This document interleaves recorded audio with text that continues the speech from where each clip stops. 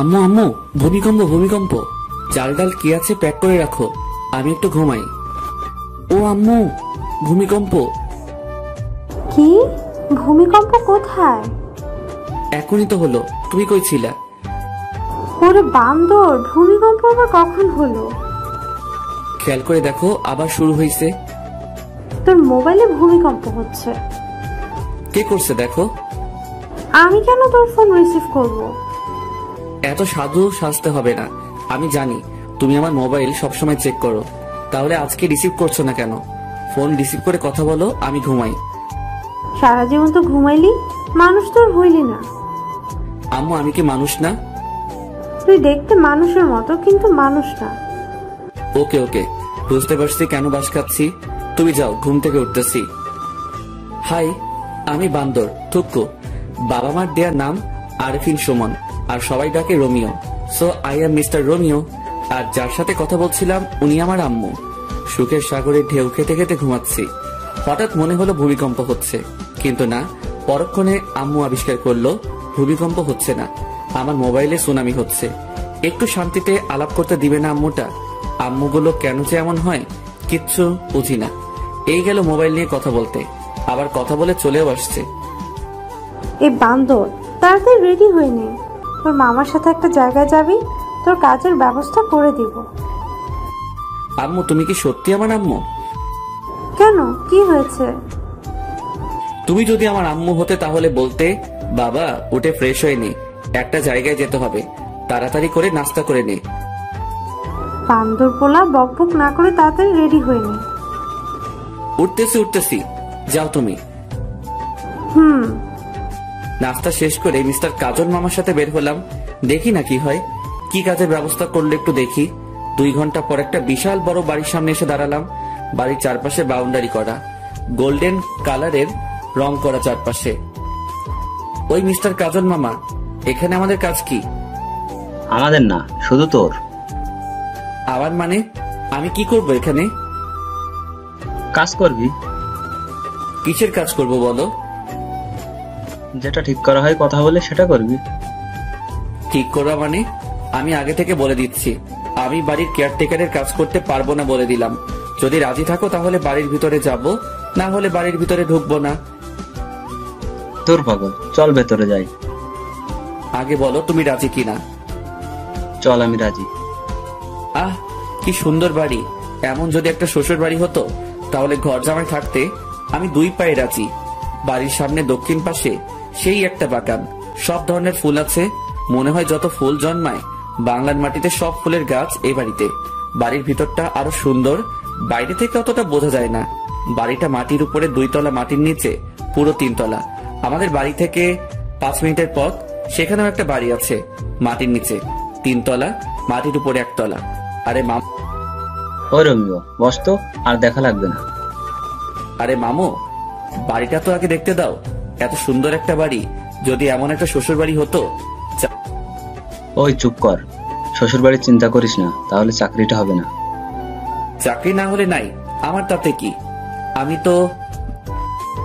কাজল, কেমন আছো? জি ভালো আছি, আপনার খবর কি? এই তো ভালো। সাথে কি তোমার ভাগ্নে নাকি?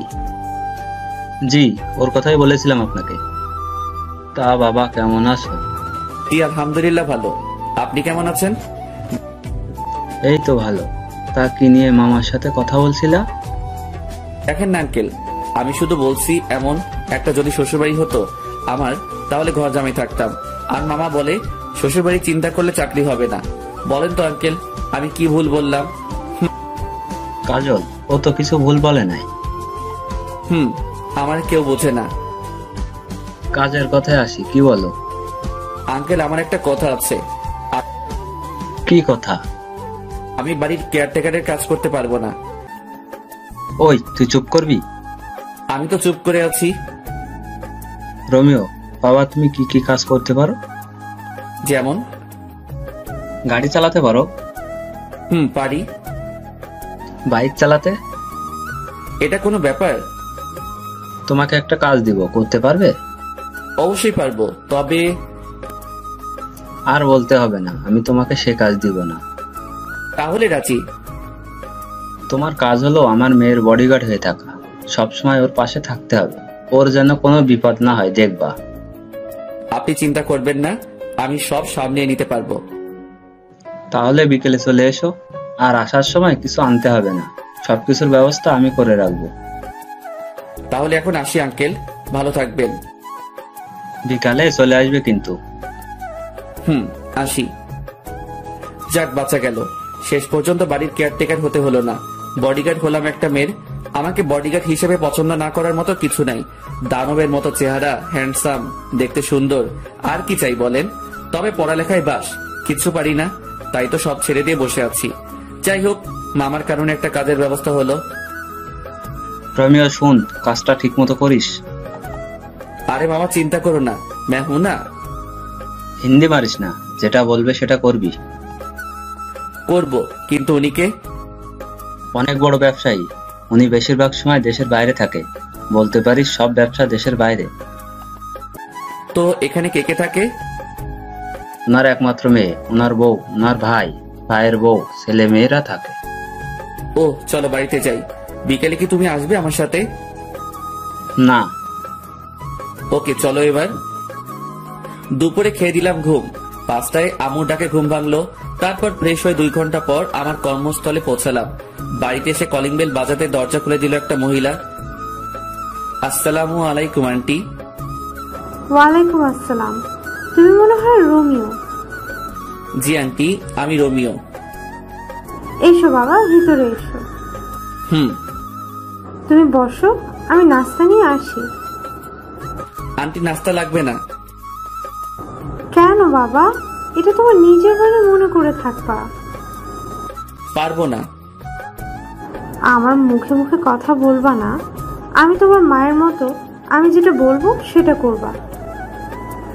ঠিক আছে। তুমি বসো, আমি আসছি।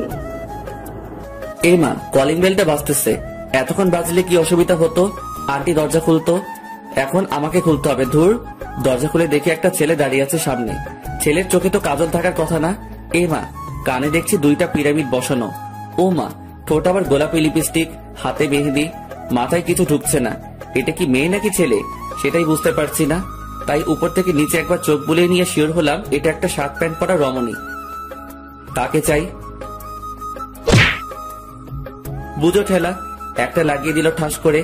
আজব রমণী। দরজা বন্ধ করে পিছনে ঘুরে দেখি আন্টি হাসছেন। আমিও পড়ে গেলাম লজ্জায়। এখনো যার বডিগার্ড হিসেবে আমাকে নিয়োগ দেওয়া হলো তাকে দেখলাম না, অথচ একটা ঠাস করে খেয়ে ফেলছি। আন্টি, আপনি হাসছেন? আমি এখনো তাহারে দেখতে পেলাম না, যাহার জন্য বডিগার্ডের চাকরি পেলাম। এখন যার হাতে একটা খেয়েছো উনি সে। প্রথম দিনে একটা খেয়ে নিলাম, না জানি পরে কি হবে। ওকে কিন্তু তোমার সামলাতে হবে, পারবে তো? এই রোমিও পারে না এমন কোনো কাজ নাই আন্টি। চলো তোমার রুমটা দেখিয়ে দে। চলেন। আন্টি, একটা কথা বলবো? বলো বাবা। আমাকে অন্য রুম দিলে হয় না? যেমন? বাড়ির কাজের লোকেরা যে নর্মাল রুমে থাকে তেমন রুমে থাকতে দিলে খুশি হতাম। এখানে থাকলে সমস্যা কি? আন্টি, কুকুরের পেটে যেমন ঘি হজম হয় না, আমার কপালেও এমন রুম সহ্য হবে না, তাই নিচে দিলে ভালো হয়। কিন্তু তোমার আঙ্কেল তো বলে গেছে তোমাকে যেন এই রুমে থাকতে দেয়। আমি আঙ্কেলকে বুঝিয়ে বলবো, আপনি অন্য রুমের ব্যবস্থা করেন। ঠিক আছে, তুমি এসো। গরিবের ছেলে হয়ে এত বড় বাড়িতে কাজ করছি, সেটা অনেক বড় কিছু আমার কাছে। যেই রুমে আমাকে থাকতে দিতে বলছে আঙ্কেল, সেই রুমে আমাদের পুরো পরিবার থাকতে পারবে। এত কিছু সহ্য হবে না। বেশি আরামে থাকতে গেলে পরে সবকিছু হারাম হয়ে যাবে। কথায় কথায় আন্টির থেকে নামটাও জেনে নিলাম, সালমা আক্তার জলি। আমাকে যার জন্য নিয়োগ করা হয়েছে তার নাম সালমা আক্তার জলি। অনেক রাগী বদমেজাজি একটা মেয়ে। আন্টি, একটা কথা বলবো? বলো, তবে পরবর্তীতে অনুমতি চাইবে না। আচ্ছা, ওনাকে উপরে দিলেন কেন? নিচে এত সুন্দর রুম থাকতে। ওর জন্য সব জায়গায় একটা করে রুম আছে, যেখানে ইচ্ছে সেখানে থাকে সে। ও, ঘোরাঘুরি করে বাড়িটা দেখতে দেখতে 10টা বেজে গেল। রুমে এসে বিছানায় শরীরটা এলিয়ে দিতেই ঘুম চলে আসলো। সেটা আর বেশিক্ষণ টিকলো না। আন্টি এসে খেতে ডাকলো। খাওয়ার কোনো ইচ্ছা ছিল না। আন্টির জোরাজোরিতে টেবিলে বসতে হলো। সবগুলো অপরিচিত মুখ আমার দিকে তাকিয়ে আছে। আন্টি সবার সাথে পরিচয় করিয়ে দিল। প্রায় 10 মিনিট হলো বসে আছি, এখনো কেউ খাওয়া শুরু করে নাই। সবাই ম্যাডামের জন্য অপেক্ষা করছে, তার আসার নাম নেই। আর এইদিকে এই কানন মেয়েটি আমার দিকে তাকিয়ে আছে, অস্বস্তি লাগছে। এই মাইয়া কি কোনোদিন ছেলে দেখে নাই? হা করে তাকিয়ে আছে। না, আর না, কিছু একটা করতে হবে। এই যে হা করে আছেন কেন? মশা ঢুকবে। হা হা হা, রোমিও ভাই ঠিকই বলেছেন। রোমিও ভাই বলবেন না, ভাইটা বাদ দেন। আচ্ছা ঠিক আছে। আমাকে পচানো হচ্ছে, তাই না? এখানে পচানোর কি আছে? যেটা সত্যি সেটা বললাম। কি সত্যি বলছেন? মশা ঢুকবে, এটা কি সত্যি না? এখানে কি হচ্ছে? সবাই চুপ। সবাই চুপ করে আছে, কারণ জুলি ম্যাডাম আসছে। কাকে কি বলবে তার কোনো ঠিক নাই, তাই সবাই চুপচাপ বসে আছে। আর ওই মাইয়াটা আমার দিকে তাকিয়ে আছে। মা, এই ছেলেটা এখানে কেন? ও রোমিও, আজ থেকে এখানে থাকবে। তোর জন্য তোর নিয়োগ করা হয়েছে। আমার জন্য মানে? ও কি আমার বডিগার্ড নাকি? হ্যাঁ। আমি তোমাদের অনেকবার বলেছি আমার কোনো বডিগার্ড লাগবে না। ও সবার সাথে এখানে কেন? ও আমাদের সাথে একসাথে খাবে প্রতিদিন। এটা আমার শেষ কথা। এটা যদি তোমার শেষ কথা হয় তাহলে এটাও শুনে রাখো, আমি তোমাদের সাথে বসবো না খেতে। আন্টি বাদ দেন, আমাকে নিয়ে আপনাদের মধ্যে অশান্তি হোক সেটা চাই না। আমার এমনিতে খেতে ইচ্ছে করছে না, আমি বরং রুমে যাই। আপনারা খাওয়া শুরু করেন। দরকার কি আমাকে নিয়ে মা মেয়ের সম্পর্কে ফাটল ধরানোর? তাই উঠে চলে আসলাম। এখন থেকেই বুঝতে পারছি এই মেয়ের বডিগার্ড থাকতে হলে আমাকে অনেক কিছু সহ্য করতে হবে। এসব ভাবতে ভাবতে কখন ঘুমিয়ে পড়েছি মনে নেই। সকাল 6টায় মোবাইলে কাউয়ার ডাকে ঘুম ভাঙলো। মোবাইলে অ্যালার্ম টোন দিছি, কাউয়ার ডাক। উঠে শুরু করলাম দৌড়। দৌড়ানো শেষ করে আস্তে আস্তে অন্য ব্যায়াম শেষ করে 8টায় রুমে ঢুকলাম। রুমে ঢুকে দেখি কানন কি যেন খুঁজতেছে। এই যে কি খোঁজা হচ্ছে শুনি? না, কিচ্ছু না। তাহলে সকাল সকাল আমার রুমে কি? ইচ্ছে করছিল আপনাকে দেখতে। বাইরে থেকে যখন দেখলেন রুমে কেউ নেই, তাহলে ঢুকলেন কেন? এত কৈফিয়ত দিতে পারবো না, ইচ্ছে হলো তাই ঢুকছি। তাছাড়া এত জিম করে কি হবে? এমনি মেয়েরা লাইন ধরে থাকবে। আপনার কথা শেষ হলে আসতে পারেন, আমি চেঞ্জ করব। একটু পরে আবার ডিউটি শুরু হবে। চেঞ্জ করেন, কে বারণ করছে? আপনার সামনে করব নাকি? করলে ক্ষতি কি? বের হতে বলছি, বের হন। না, আমার সামনে চেঞ্জ করতেই হবে। কি বেয়াদব মেয়েরে মাইরি। কি হলো? চেঞ্জ করেন। আন্টি, কাউকে ডাকতে হবে না, যাচ্ছি আমি, পরে আবার আসবো। এই বলে দৌড়ে চলে গেল। দেখলেন তো পাঠকগণ, কি লুইচ্চা বেয়াদব ফাজিল মাইয়া। ফ্রেশ হয়ে নাস্তা করে দাঁড়িয়ে আছি জুলি ম্যাডামকে নিয়ে। ভার্সিটিতে যেতে হবে, অনার্স প্রথম বর্ষে পড়ছে। ওনার সামনে আমি হাঁটছি, বাইরে গাড়ি রেডি করা আছে। গিয়ে দরজা খুলে দিলাম, ভিতরে ঢুকে বসে পড়লো। আমি আল্লাহর নাম নিয়ে গাড়ি চালানো শুরু করলাম। 35 মিনিট পর গাড়ি নিয়ে ভার্সিটির গেটে পৌঁছালাম। ম্যাডাম, গাড়ি কি ভিতরে নিয়ে যাব? তুই জানিস না। ম্যাডাম, আমাকে তো কিছু বলা হয়নি তাই। চুপ, তুই আমাকে কোনো প্রশ্ন করবি না, শুধুমাত্র উত্তর দিবি, না হলে তোরে বিদায় করে দেব। শালার অহংকার, এত অহংকার কি করে জন্ম নিল? সামান্য একটা কথা তো জানতে চাইছি, আর কিছু তো আর না, তার জন্য এমন করতে হবে নাকি? গাড়িটা ভিতরে ঢুকিয়ে একটা ছায়াময় গাছের নিচে রাখলাম। ম্যাডাম নেমে কয়েকটা মেয়ের সাথে ক্লাসে চলে গেল। আমি এখনো ভিতরে বসে আছি, একবারও নামতে হয়নি। কালকে পর্যন্ত ম্যাডামের অন্য একটা বডিগার্ড ছিল, আজ থেকে আমি হলাম। ও কেন চলে গেল জানি না। বসে বসে এইসব ভাবছি, তখনই দেখলাম ম্যাডামের সাথে মেয়েগুলো সহ ম্যাডাম আসছে। একটু সামনে আসতে কয়েকটা ছেলে গিয়ে পথ আগলে দাঁড়ালো। ম্যাডামকে দেখছি, ভয় ভয় চোখে চারিদিকে তাকাচ্ছে। তখন মনে হলো, আরে আমাকে তো ওনার জন্য নিয়োগ দেওয়া হলো। তাড়াতাড়ি করে হাতে হকি স্টিকটা নিয়ে গাড়ি থেকে নেমে দিলাম দৌড়। আমাকে দেখা মাত্র ম্যাডাম ভয়ার্ত চেহারা চেঞ্জ হয়ে গেল, আর ছেলেগুলো তো ভার্সিটির গেটের দিকে দৌড় দিছে। ম্যাডাম, আপনি ঠিক আছেন তো? তোরে কি গাড়িতে বসে থাকার জন্য আমার বডিগার্ড করা হয়েছে? Sorry madam. ম্যাডাম ওনার বান্ধবীদের সাথে হাঁটছে। আমি এসে গাড়ির উপরে বসলাম আর ম্যাডামের দিকে লক্ষ্য রাখছি। মেয়েদের থেকে দূরে থাকতে বেশি ভালো লাগে। এখন তো পুরো একটা মেয়ের বডিগার্ড হয়ে গেলাম। তার সাথে সাথে হেঁটে তাকে গার্ড দেওয়ার থেকে এখান থেকে বসে দিচ্ছি। যত মেয়ে ঢুকছে গেট দিয়ে সবাই আমার দিকে তাকিয়ে আছে। আর কয়েকটা মেয়ে যে গাছটার নিচে গাড়ি দাঁড় করানো তার থেকে একটু দূরে বসে কি যেন বলছে আর তাকিয়ে আছে। এই মায়াগুলো কি কখনো ছেলে দেখে নাই? এমন ভাবে তাকিয়ে আছে মনে হচ্ছে কোনো এলিয়েন বসে আছি তাহাদের সামনে। ম্যাডামের অবস্থান দেখে নিলাম একবার। আমার দিকে সিংহের মতো, থুক্কু সিংহের মতো তাকিয়ে আছে। বুঝতে পারছি আজকে আমার খবর আছে। বাম পাশে তাকাতে দেখি 4টা চোখ আমার দিকে তাকিয়ে তাকিয়ে সামনে যাচ্ছে। মানে চশমা পরা একটা মেয়ে যাচ্ছে আমার দিকে তাকিয়ে থাকতে থাকতে। ট্যালেন্ট আছে মাইরি, কি সুন্দর করে তাকিয়েছে। হাঁটতে গিয়ে গাছের সাথে ধাক্কা খেলো। সবাই হেসে উঠলো যারা এটা লক্ষ্য করছে। আমার হাসা বারণ, তাই ইচ্ছা থাকা সত্ত্বেও হাসতে পারলাম না। বেচারির জন্য কষ্ট হচ্ছে। সবার সামনে পড়ে গেল, তাও আমাকে দেখতে দেখতে। প্রথম দিন শেষ হলো আরো নানা ধরনের কাহিনীর মাধ্যমে। বাড়িতে এসে ফ্রেশ হয়ে খেয়ে দিলাম একটা ঘুম। 6টায় উঠলাম ঘুম থেকে। আন্টি ডাক দিল ওনাদের সাথে আড্ডা দিতে। কেমন কাটলো প্রথম দিন? আর বলবেন না আন্টি, একটু হাসতে পারি নাই। কেন হাসতে পারেন নাই? বডিগার্ড তো তাই। কাহিনী কি সেটা বলেন। পুরো কাহিনীটা বললাম। সবাই হাসতে হাসতে শেষ। আন্টি আঙ্কেল কোথায়? উনি তো বিকালের ফ্লাইটে চলে গেছে। কেন? আন্টি আমাকে যদি কাজগুলো ভালোভাবে বুঝিয়ে দিতেন তাহলে ভালো হতো। কিছু বলে দিতে হবে না, তুমি সব সময় ওর পাশাপাশি থাকবে। ও যেখানে যাবে সেখানে যাবে।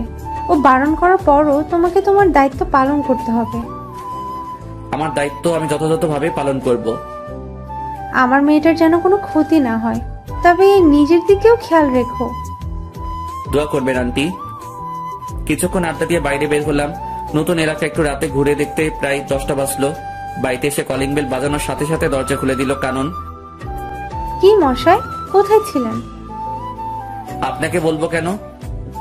রমিও বাবা কি হলো, ভেতরে আসো। জি আন্টি আসছি। ফ্রেশ হয়ে খেতে বসলাম। ম্যাডাম আসছে না।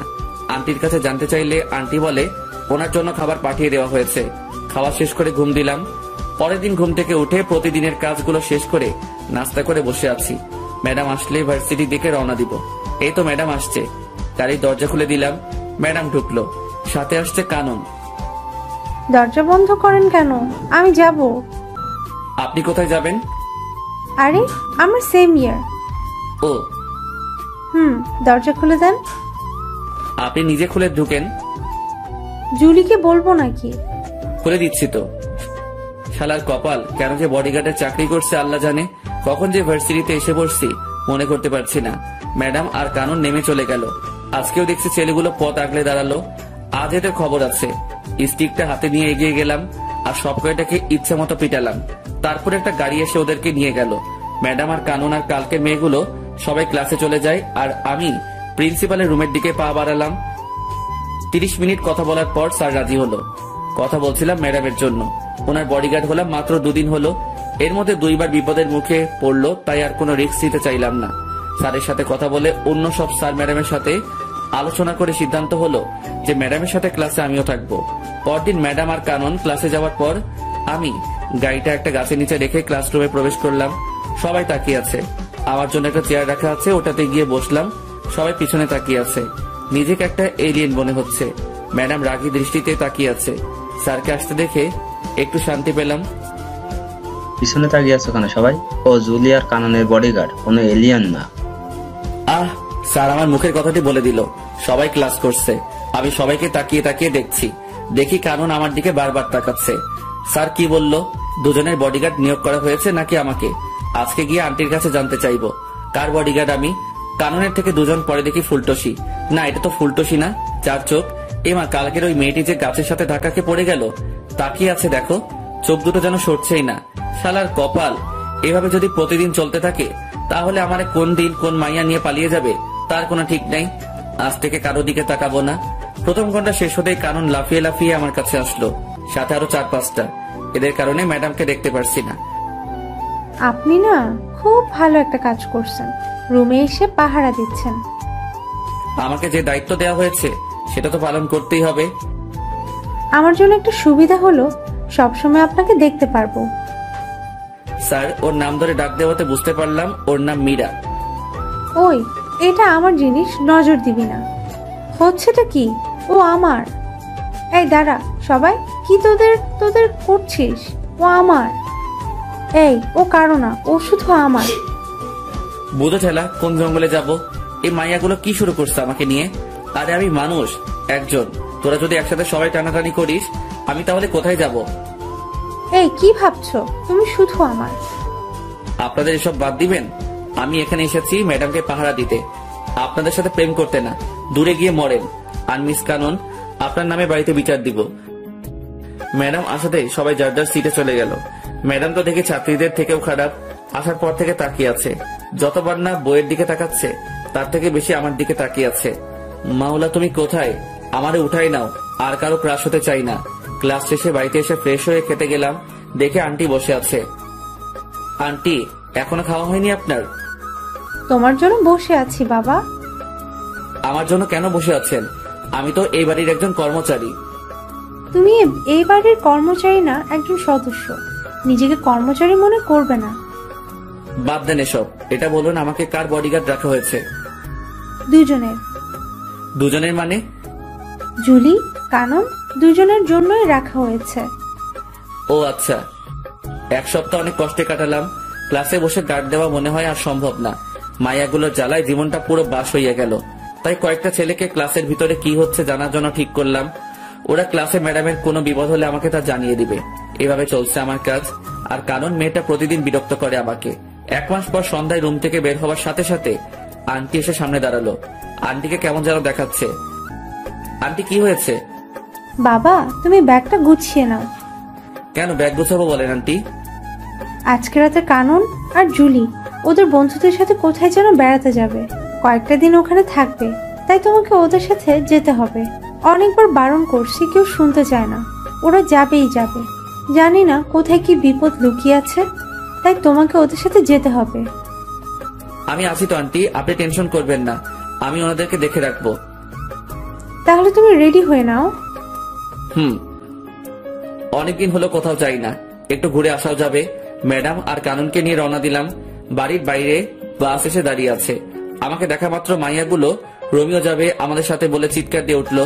বাসে 3টা ছেলে আছে আর সবগুলো মেয়ে। ছেলেগুলোর সাথে গিয়ে বসলাম। কিছুক্ষণ গল্প করে ঘুমিয়ে পড়লাম। পুরো বাসে সবাই ঘুমাচ্ছে। সকালে চোখ করে দেখে অপরূপ এক দৃশ্য। অসাধারণ একটা জায়গায় এসে পড়ছি। সকালে সূর্যের আলো মুখে এসে পড়ছে। এখনো কেউ উঠে নাই, সবাই ঘুমাচ্ছে। অসাধারণ দৃশ্যটা দেখে আর বাসে বসে থাকতে পারলাম না, তাই দরজা খুলে নিচে নেমে পড়লাম। জায়গাটা অনেক সুন্দর। চারপাশটা ঘুরে ঘুরে দেখলাম। ঘুরতে ঘুরতে যখন লেকের পাড়ে এসে বসেছি তখনই মনে পড়লো এটা তো মহামায়া লেক। আমাদের বাড়ি থেকে 1 ঘন্টা লাগে গাড়ি নিয়ে আসতে। একটা বোট ভাড়া করে ঝর্ণা দেখতে গেলাম লেকের পূর্ব পাড়ে। প্রায় 3 ঘন্টা বোর্ডে করে ঝর্ণায় পৌঁছালাম। তার সিঁড়ি বেয়ে উপরে উঠলাম।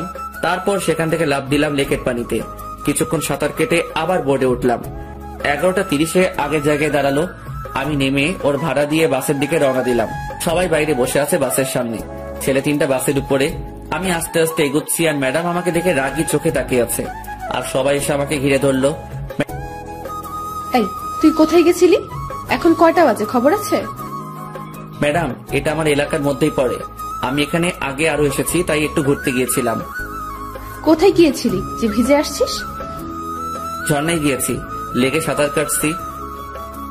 ঝর্ণাও আছে এখানে? অসাধারণ একটা জায়গা ম্যাডাম এটা। সারাদিন অনেক ঘোরাঘুরি করলাম। সবাই অনেক আনন্দ করলো। আমার খবর করে ছাড়লো মাইয়াগুলো। একটা এদিকে টানে আর একটা ওইদিকে টানে। শুধু সেলফি আর সেলফি। এই বলে সেলফি তুলবো, ও বলে সেলফি তুলবো। আমার জীবনটা শেষ করে দিবে এই মাইয়াগুলো। দুপুরে আমার পরিচিত একটা হোটেল থেকে খাবার এনে দুপুরে খেলাম সবাই মিলে। একটা জিনিস খারাপ লাগলো, সবাই অসাধারণ কাপড় পরে এসেছে আর ম্যাডাম জিন্স আর শার্ট পরে এসেছে, তাই খারাপ লাগলো। সন্ধ্যায় সবাই তাঁবু কাটানোর জন্য আলোচনা করছে। ম্যাডাম, এখানে রাতে থাকা যাবে না, ফিরে যেতে হবে। কেন, কি হয়েছে? এই জায়গাটা দিনে যতটা সুন্দর, রাতে ততটা ভয়ঙ্কর। আমরা এত মানুষ, কোনো কিছু হবে না। আপনাদের যদি থাকতে মন চায় তাহলে আপনারা থাকতে পারেন, আমি থাকবো না। তুই এখানে থাকবি, কোথাও যেতে পারবি না। এখানে থাকা সম্ভব না, আমি থাকবো না, ব্যাস। কোথায় যাবি? আমি আমার বাড়িতে চলে যাব। তুই আমার বডিগার্ড, আমি যা বলবো তাই করবি। আমি এক্ষুনি আন্টির সাথে কথা বলবো, আন্টি যা বলবে তা করব। Hello aunty. কি হয়েছে বাবা? আন্টি, এখানে থাকার কোনো জায়গা নেই। ম্যাডাম বলছে এখানে তাঁবু খাটাতে, কিন্তু জায়গাটা খুব খারাপ।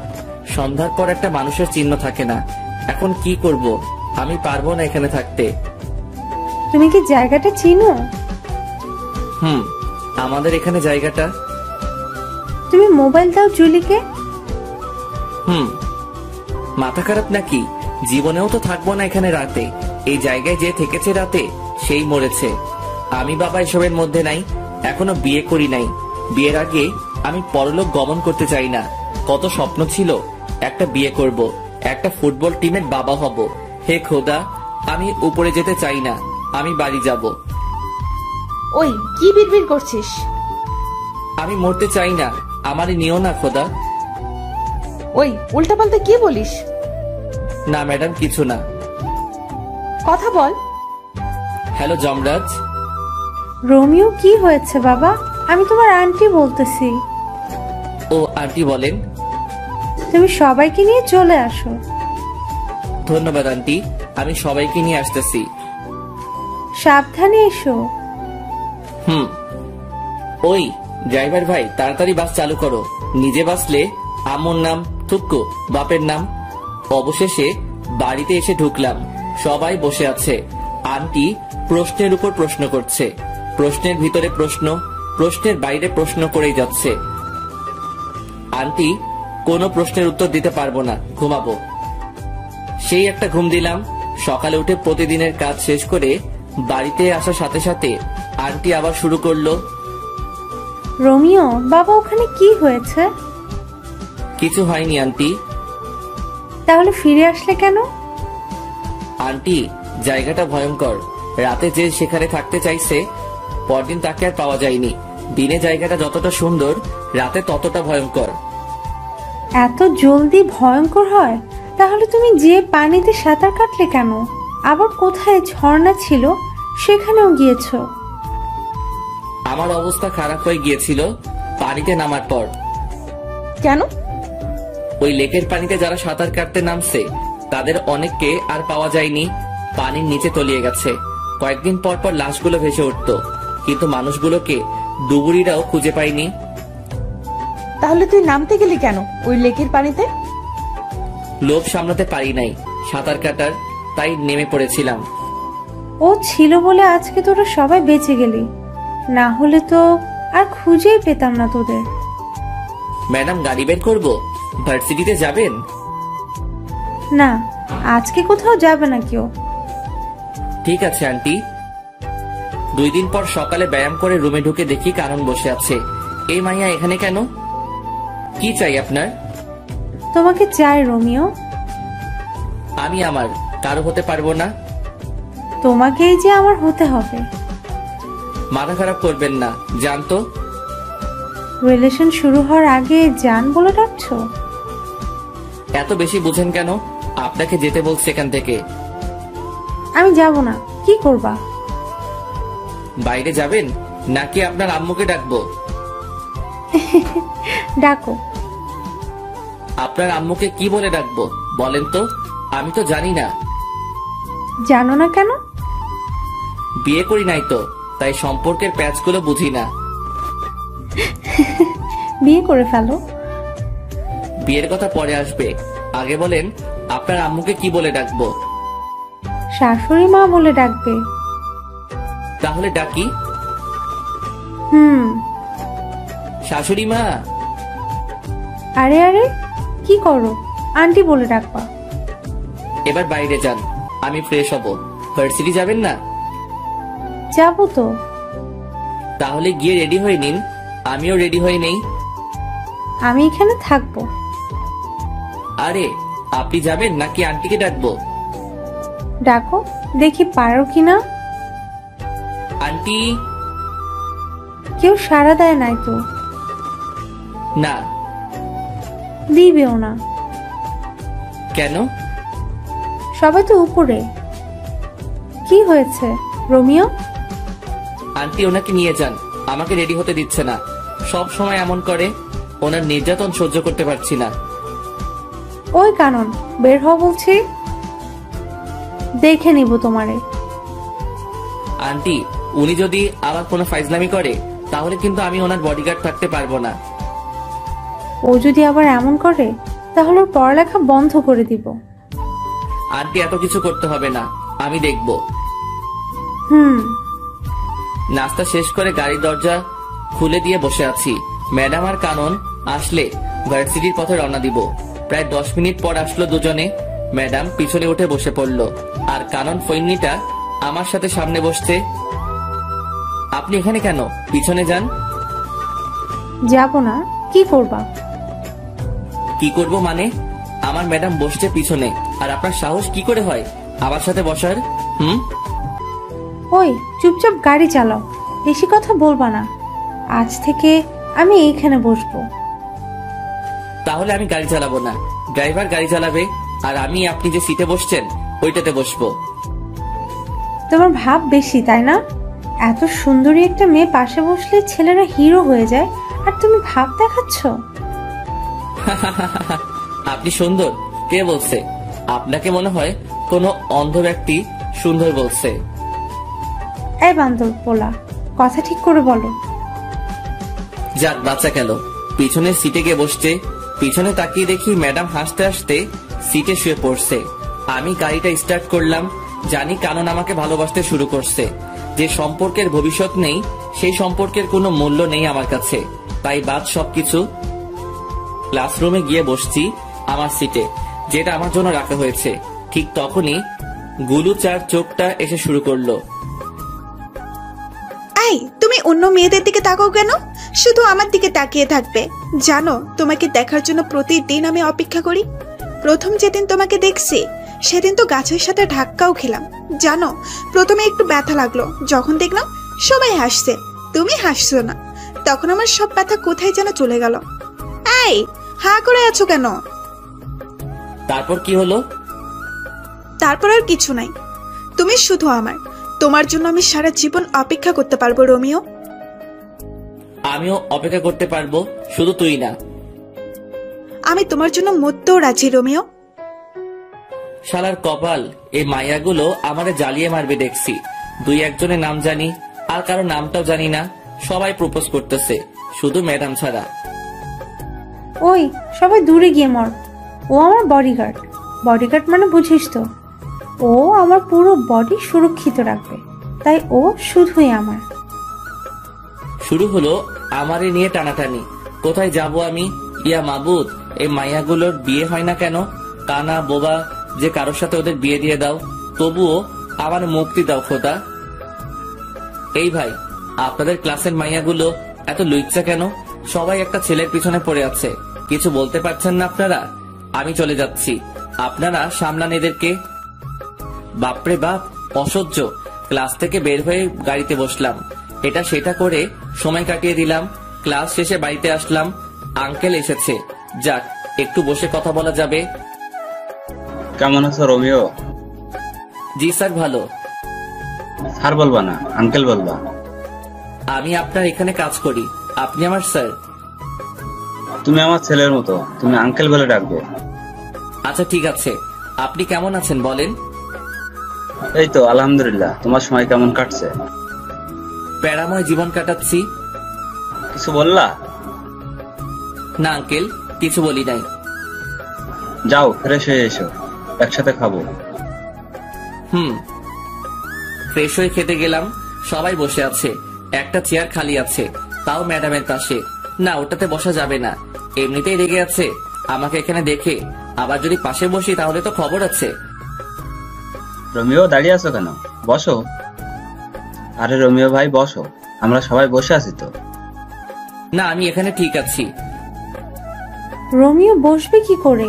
জুলি তো একটাই বসছে, আরেকটাতে পা দিয়ে আছে। আন্টি, আমি এখানে ঠিক আছি তো? না, কিছু ঠিক নেই, তুমি এখানে বসবে। জুলি, পা নামিয়ে বসো। আন্টি, আমি এখানে বসবো না। তাছাড়া আমি একজন কর্মচারী, আমাকে মালিকদের সাথে বসে খাওয়া মানায় না। আমি আমার রুমে খাবো। বেশি কথা বলবা না, যেটা বলছি সেটা করো। জুলির পাশে বসো। আর শোনো, তুমি এ বাড়ির কর্মচারী না, আর যেন না শুনি এমন কথা। যাক, পা নামালো। রোমিও, আমি আবার চলে যাব এখন। জুলির খেয়াল রেখো।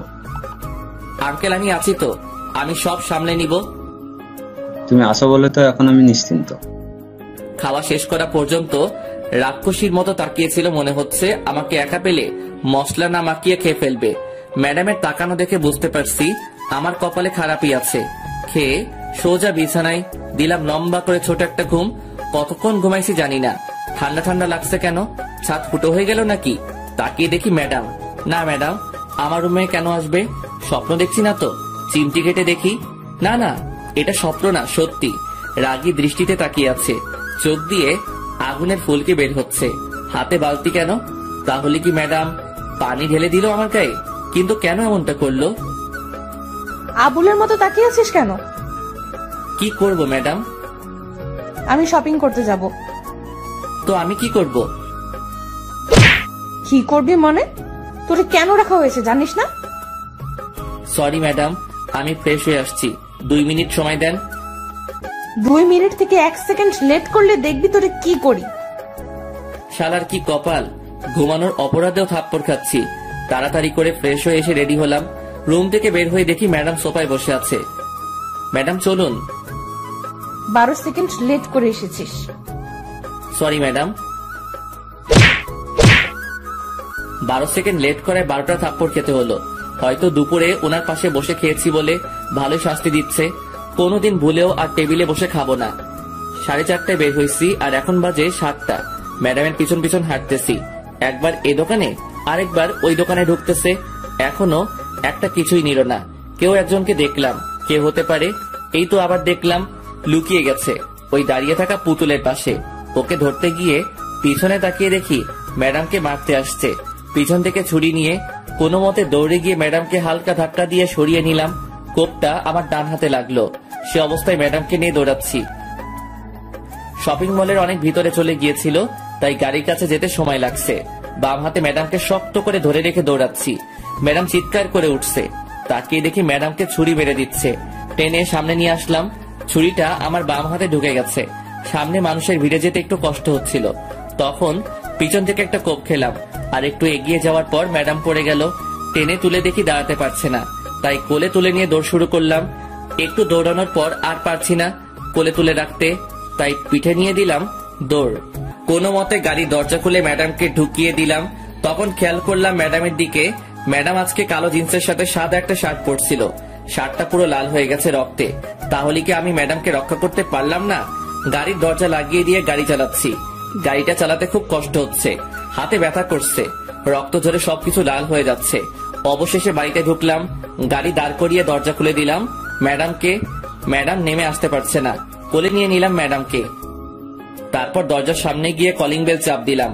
আন্টি দরজা খুলে আমাদের দুজনের গায়ে রক্ত দেখে কেঁদে দিছে। আন্টির কান্না শুনে কানন, হাসিব, আন্টি ও বাড়ির অন্য কর্মচারীরা ছুটে এসেছে। ম্যাডামকে সোফায় বসিয়ে দিলাম।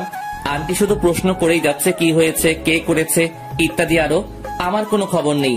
আমি ম্যাডামের দিকে তাকিয়ে আছি। একটা কথা শুধু মাথায় ঘুরছে, তখন আমি কিসের বডিগার্ড হলাম?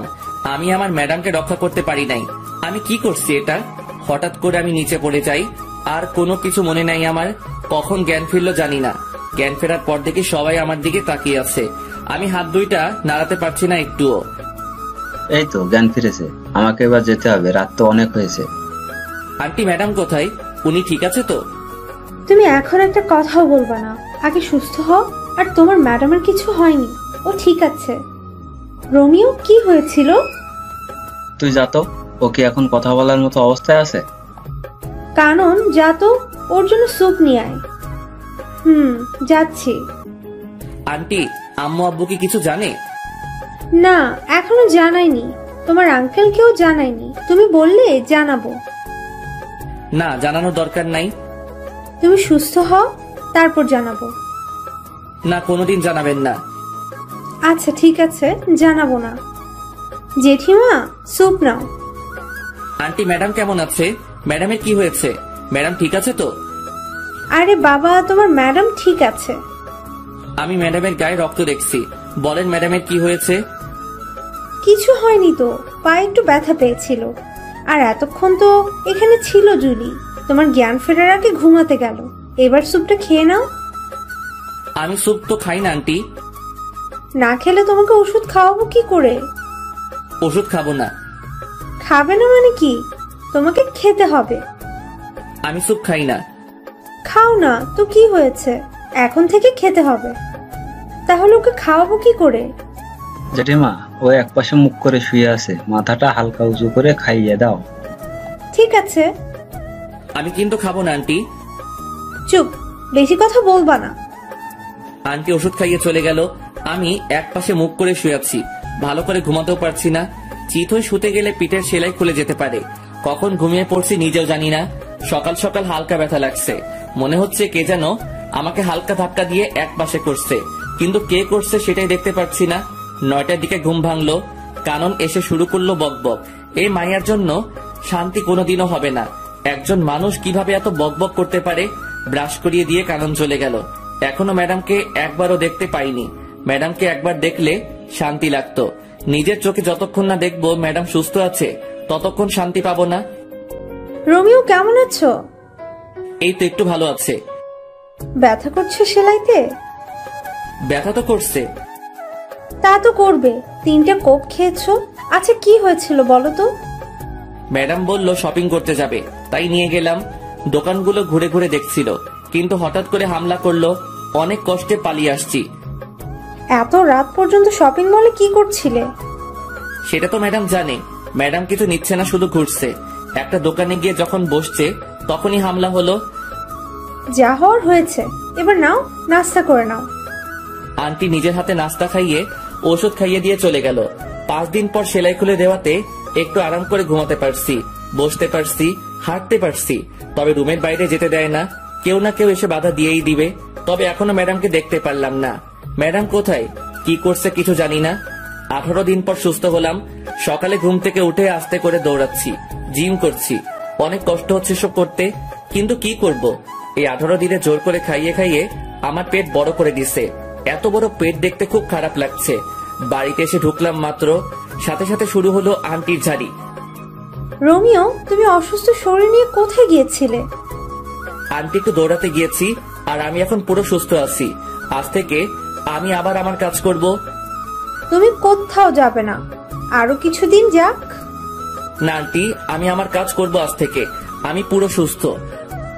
তোমার যা ইচ্ছে তাই করো, আগে নাস্তা করে নাও। ফ্রেশ হয়ে নাস্তা করে নিলাম। এই তো ম্যাডাম আসছে। অনেকদিন পর দেখলাম ম্যাডামকে।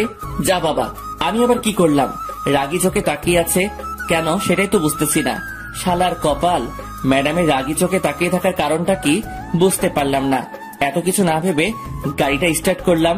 গাড়িটা প্রতিদিনের মতো গাছের নিচে রেখে ক্লাসে গিয়ে বসলাম। অনেকদিন পর আসাতে মাইয়াগুলো শুধু প্রশ্নের উপর প্রশ্ন করে যাচ্ছে। আমি শুধু ওদের প্রশ্নগুলো শুনেই যাচ্ছি। কতজনের উত্তর দিব, কে কোন প্রশ্ন করছে সেটাই তো মনে করতে পারছি না। ওই সবাই চুপ কর। আমার বাবুটার এত বড় একটা বিপদ গেল, আর তুই আমাকে একটুও জানালি না। তোরে জানিয়ে কি করব? তুই কি ওরে সুস্থ করে দিতে পারবি নাকি? ও না পারলেও আমি পারবো। আমি ওকে আর তোদের বডিগার্ডের কাজ করতে দিব না। ওই চুপ, তোদেরকে আগেও বলছি ও শুধুই আমার। আর কেউ যদি ডিস্টার্ব করিস তাহলে তোদের খবর আছে, বলে দিলাম। কারণ তুই যেমন করছিস যে মনে হচ্ছে ও তোর হবু বর, আর যার জন্য এত কিছু করলো সে তো ফিরেও দেখে নাই। সেটা ওর ব্যাপার। এই মাইয়াগুলো প্রতিদিন বিরক্ত করেই চলছে। ওদের জন্য কোথাও শান্তি নাই। যেখানে যাই সেখানেই ওদের জ্বালাতন করে যাচ্ছে। প্রায় 1 মাস পরে ম্যাডাম আর কানন ক্লাসে গেল। আমি বাইরে বসে আছি। ওদের জ্বালায় ক্লাসে থাকতে পারছি না। একদিন ক্লাসে থাকলে একদিন বাইরে থাকতে হয়। গাড়িতে বসেছিলাম, কেন যেন গাড়ি থেকে মাথা বের করে পিছনে তাকালাম। তখনই দেখলাম 2 মাস আগে যে ছেলেদের মারছি ওরা আসছে। ওদের সাথে আরো অনেকে আসছে। গাড়িটা জোরে চালিয়ে সিঁড়ির সামনে নিয়ে গেলাম। দরজা খুলে রেখে তাড়াতাড়ি দৌড়ে একতলায় ম্যাডামদের রুমে গেলাম। সবাই আমাকে দেখে তাকিয়ে আছে। দৌড়ে আসাতে হাঁপাচ্ছি তাই। কি হয়েছে রোমিও, এমন করছো কেন? তাড়াতাড়ি চলেন। আরে কোথাও যাব সেটা তো বলবে। এত সময় হাতে নেই। ম্যাডাম আর কারণের হাত ধরে দৌড় দিলাম। ওদেরকে উপরে আসতে দেখে অন্যদিকে গিয়ে অন্য সিঁড়ি দিয়ে নেমে পড়লাম। তারপর গাড়িটা চালানো শুরু করলাম। ওরাও গাড়ি নিয়ে তাড়া করলো কিন্তু ধরতে পারে নাই। তাই এবার আর কোনো বিপদ হলো না। ওরার উপর কেন এত হামলা হচ্ছে সেটাই বুঝতে পারছি না। কি চাই ওরা, কিছুই তো বুঝলাম না। বাড়িতে এসে দেখি আঙ্কেল এসেছে। আসসালামু আলাইকুম আঙ্কেল। ওয়ালাইকুম আসসালাম। বাবা কেমন আছো? এই তো আঙ্কেল, আপনাদের দোয়ায় ভালো আছি। আপনি কেমন আছেন? আমিও ভালো আছি। তা তোমার কাজ কাম কেমন চলছে? জি ভালো। ভালোভাবে করো আর নিজের খেয়াল রেখো।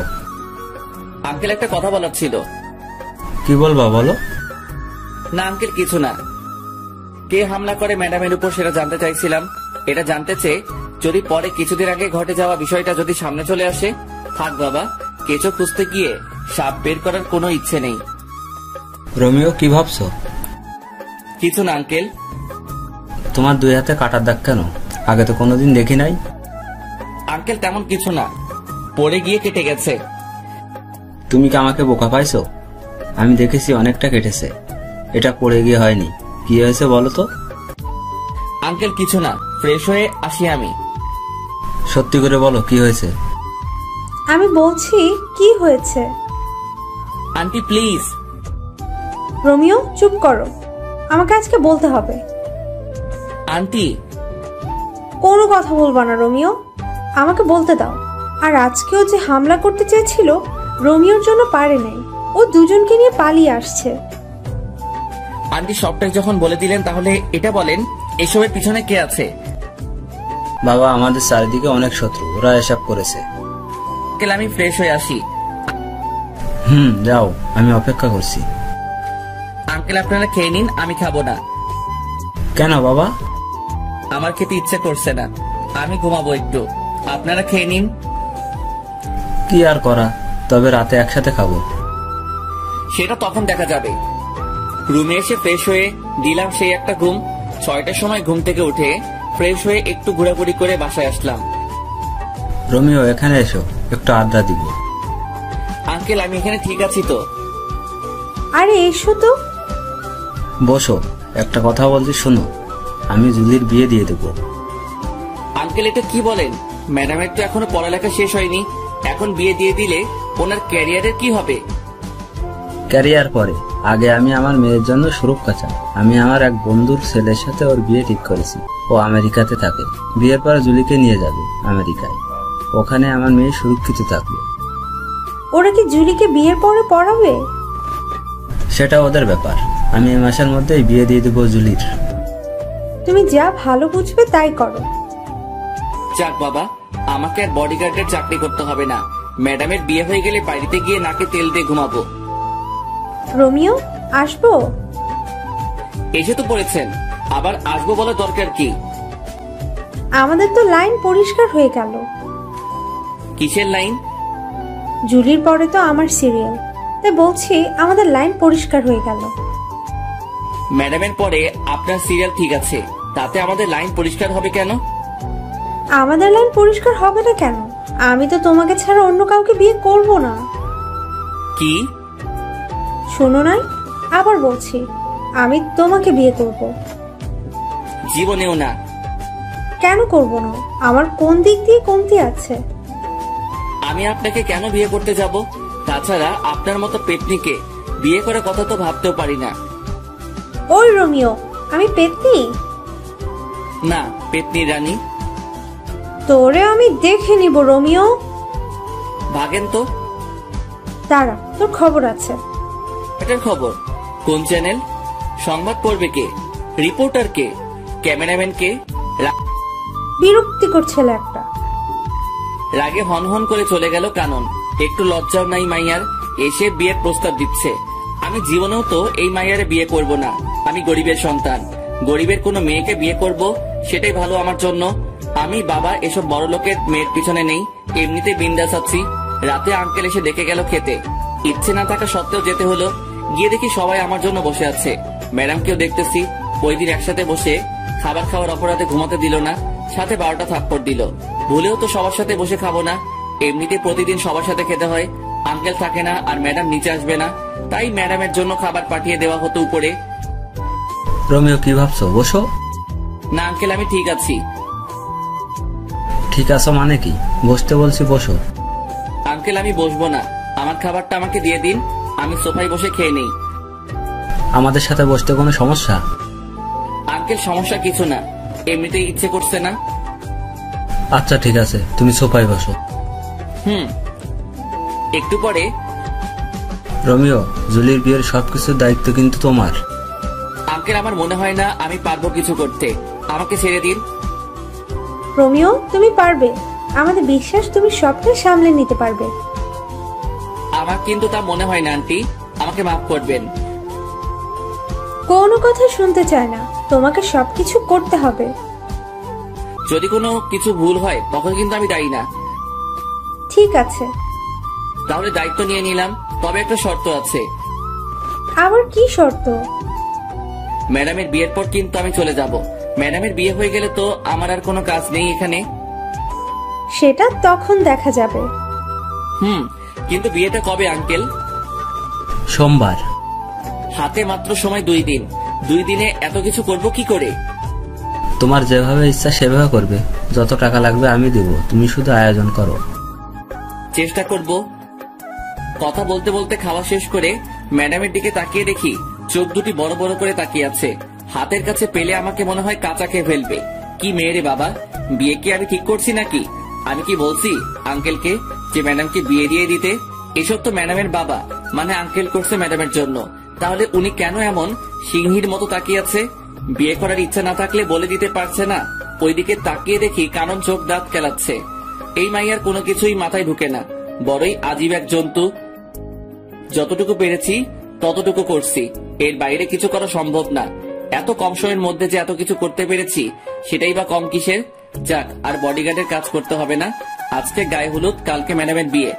কি আনন্দ আকাশে বাতাসে। আর পারি না, ম্যাডামকে হলুদ লাগাতে ব্যস্ত সবাই, আর আমি আমার কাজ নিয়ে আছি। কিছুক্ষণ পর কানন সহ একদল রমণী আমার দিকে সারের মতো তেড়ে আসছে। প্রথমে মনে হলো এমনি হলুদ ছোঁয়াছুঁই করার জন্য দৌড়াচ্ছে, পরক্ষণে খেয়াল করে দেখলাম রমণীদের নজর খারাপ, সবার নজর আমার উপর।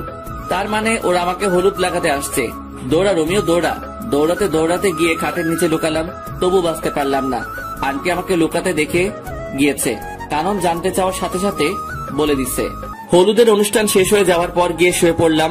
আজকে থেকে কালকে কাজের চাপটা একটু বেশি, একটু না অনেক বেশি থাকবে।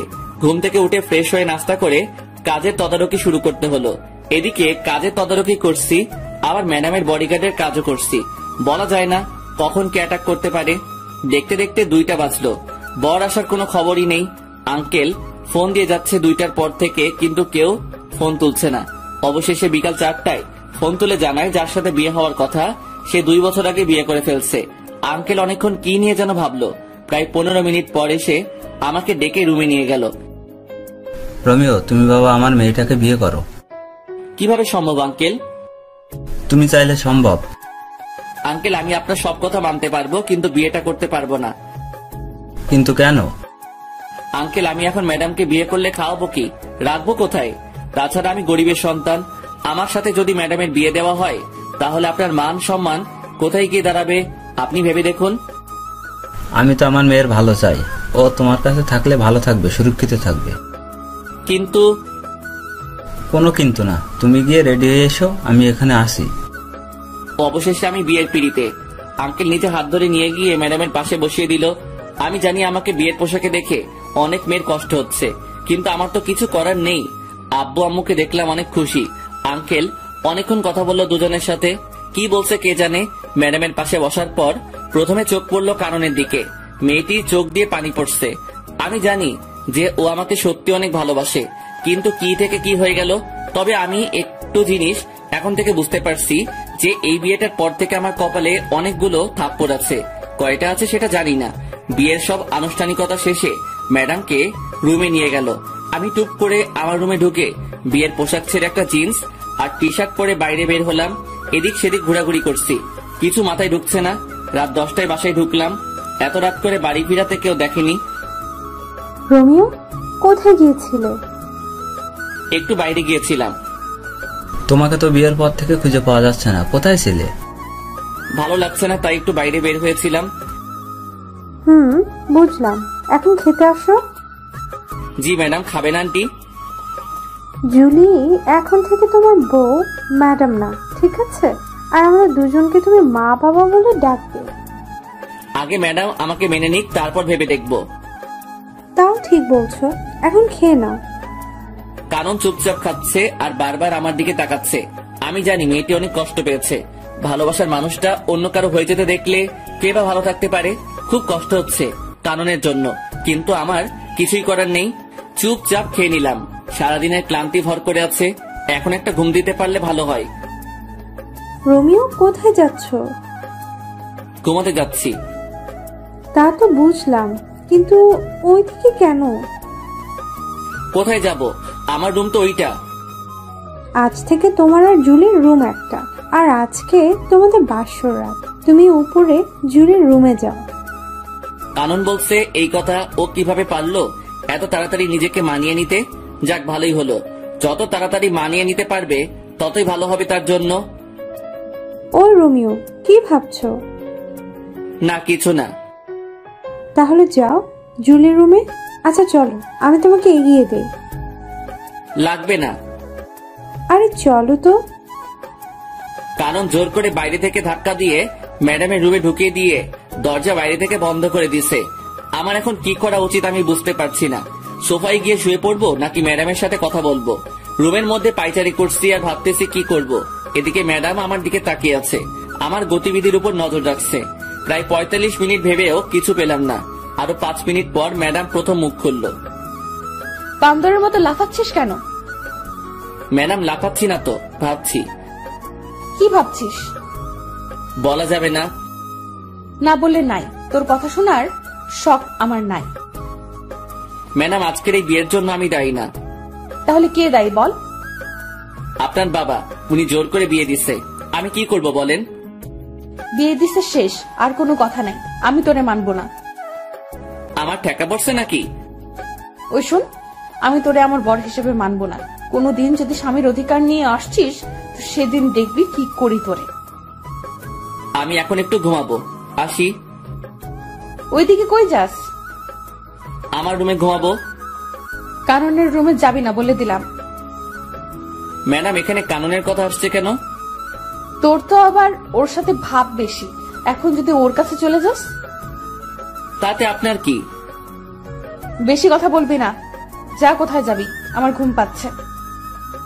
কত বড় ফাজিল মাইয়া, নিজে তো বাসর ঘরে জায়গা দেয় নাই, আবার কারণের কথা বলছে। আমি লুচ্চা, বদমাইশ, ইতর, চরিত্রহীন হতে পারি, তাই বলে অন্যের দিকে নজর দিব কেন? ঘরে বউ থাকতে ইস, দেখতে বউ বলে মনে হচ্ছে না, মনে হচ্ছে কোনো পরী বসে আছে বিছানায়। আচ্ছা, পরীদের তো ডানা থাকে, আমার বউয়ের কি ডানা ছিল? যদি ডানা থাকতো তাহলে তো দেখতাম। আজ প্রথম ম্যাডামকে শাড়ি পরা অবস্থায় দেখছি। অন্য মেয়েরা তো শখ করে হলেও শাড়ি পরে, কিন্তু উনি কখনো পরে নাই। কখন ঘুমিয়ে পড়ছে নিজেই জানি না। সকালে দুলাভাই দুলাভাই দুলাভাই চিৎকারে ঘুমের কয়টা বাজলো খবর নেই। কে এই রমণী সকাল সকাল দুলাভাই দুলাভাই করে দরজা ধাক্কাচ্ছে? গুড মর্নিং দুলা ভাই।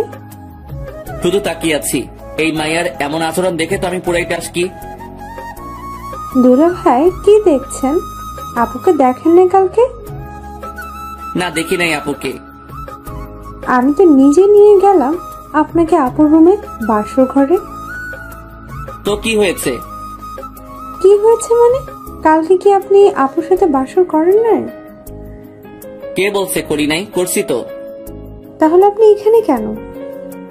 আপনার আপু বলছে সকাল 10টায় উঠবে। আমি যদি ওখানে থাকি তাহলে আপনি ডিস্টার্ব করলে ঘুমাতে পারবে না, তাই আমারে সকাল সকাল এখানে পাঠিয়ে দিল। দুলা ভাই, আপু কি দিল কালকে রাতে? যা দিল তা তো বলা যাবে না। ভাই বলেন না, আমি ছাড়া তো কেউ জানবে না। আপনাকে বলবো কেন কালকে রাতের কাহিনী? ভাইয়া বলেন না প্লিজ। বলবো। বলেন। আমার লজ্জা করছে। ইস, মেয়েদের মতো লজ্জা পাওয়ার কিচ্ছু হয়নি, বলেন। বলবো। আরে বাবা বলেন না। বাস। কি? কালকে রাতে আপনার আপু আমারে বাস দিছে। এই কথাটা আরো আগে বলে দিলে কি হতো? আগে না বলি আর পরে বলছি, কথা তো বলছি নাকি? তা কেমন বাস দিল? লম্বা, তৈল মাখানো লম্বা লম্বা বাস দিল। ভালো করছে। এখন উঠে আসুন। আর জিম করতে যেতে হবে না, বিয়ে তো হয়ে গেছে, কেউ পড়বে না। কি মেয়ে রে বাবা, জানি মেয়েটি ফাজিল, তবে এতটা যে ফাজিল সেটা জানতাম না। কথা বাড়িয়ে লাভ নেই, খেয়ে আসি। রমিও বাবা, তোমাকে একটা কথা বলি, আমার মেয়েটিকে কেউ কোনোদিন কোনো কিছু জোর করে করাতে পারেনি। ওর যা ভালো লাগে ও তাই করে। আমি জানি না ও এই বিয়েটা মেনে নিয়েছে কিনা, তবে তুমি এতদিন যেভাবে ওর পাশে ছিলে সারা জীবন সেভাবে থাকবে।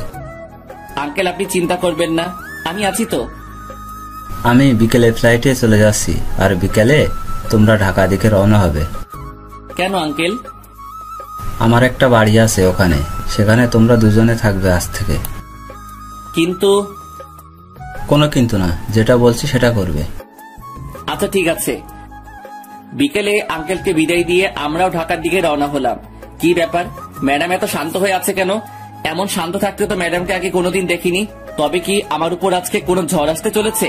গাড়িতে উঠে ড্রাইভারের পাশে সিটে গিয়ে বসে পড়লাম, আর ম্যাডাম পিছনে গিয়ে বসলো। আঙ্কেলকে বারবার বারণ করার পরও ড্রাইভার দিয়ে দিল সাথে। 9 ঘন্টা পর আমরা ঢাকার বাড়িতে পৌঁছালাম। রাত 12টায় গিয়ে বাসায় ঢুকলাম। বাড়িতে কেউ না থাকলে যা হয় আর কি, সব জায়গায় ময়লা জমে আছে, কেমন যেন একটা গন্ধ আছে। আমি চারপাশে তাকিয়ে তাকিয়ে দেখছি, আর ম্যাডাম আমার দিকে চোখ বড় বড় করে তাকিয়ে আছে। ওই তাকিয়ে তাকিয়ে কি দেখছিস? অনেক ক্লান্ত লাগছে, আমি ঘুমাবো। কে বারণ করছে আপনাকে ঘুমাতে? গিয়ে ঘুমিয়ে পড়েন। ঘুমিয়ে পড়বো মানে কি? আমি কি না খেয়ে ঘুমাবো নাকি? তো খেতে বারণ করছে কে? খাবার পাবো কোথায় আমি? তুই গিয়ে নিয়ে আয়। কোনটা করবেন সেটা বলেন। আগে খাবেন নাকি ঘুমাবেন? দুইটা করব। আগে কোনটা করবেন?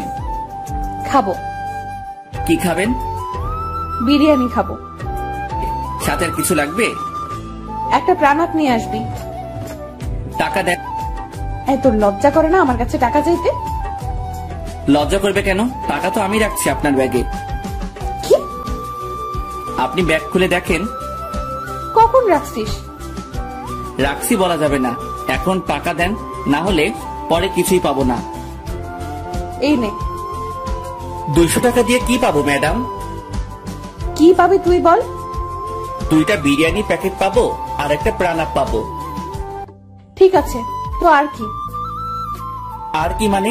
সকালে নাস্তা যে করবেন, আটা ময়দা কিছু তো একটা লাগবে। বেশি কথা বলবি না। সকালেও বাইরে থেকে নিয়ে আসবি। এখন তাড়াতাড়ি যা। যাচ্ছি। এই দাঁড়া। আবার কি? আমি কি দাঁড়িয়ে থাকবো? বস থেকে বাধা দিল আপনাকে? আমি কি এই ময়লায় বসবো নাকি? পরিষ্কার করে দিয়ে তারপর যাবি। পারবো না। আপনি ঘুমাবেন, আপনি করেন। মাথা গরম করাবি না বলে দিলাম। মাথা গরম হলে তো ভালো। কেন?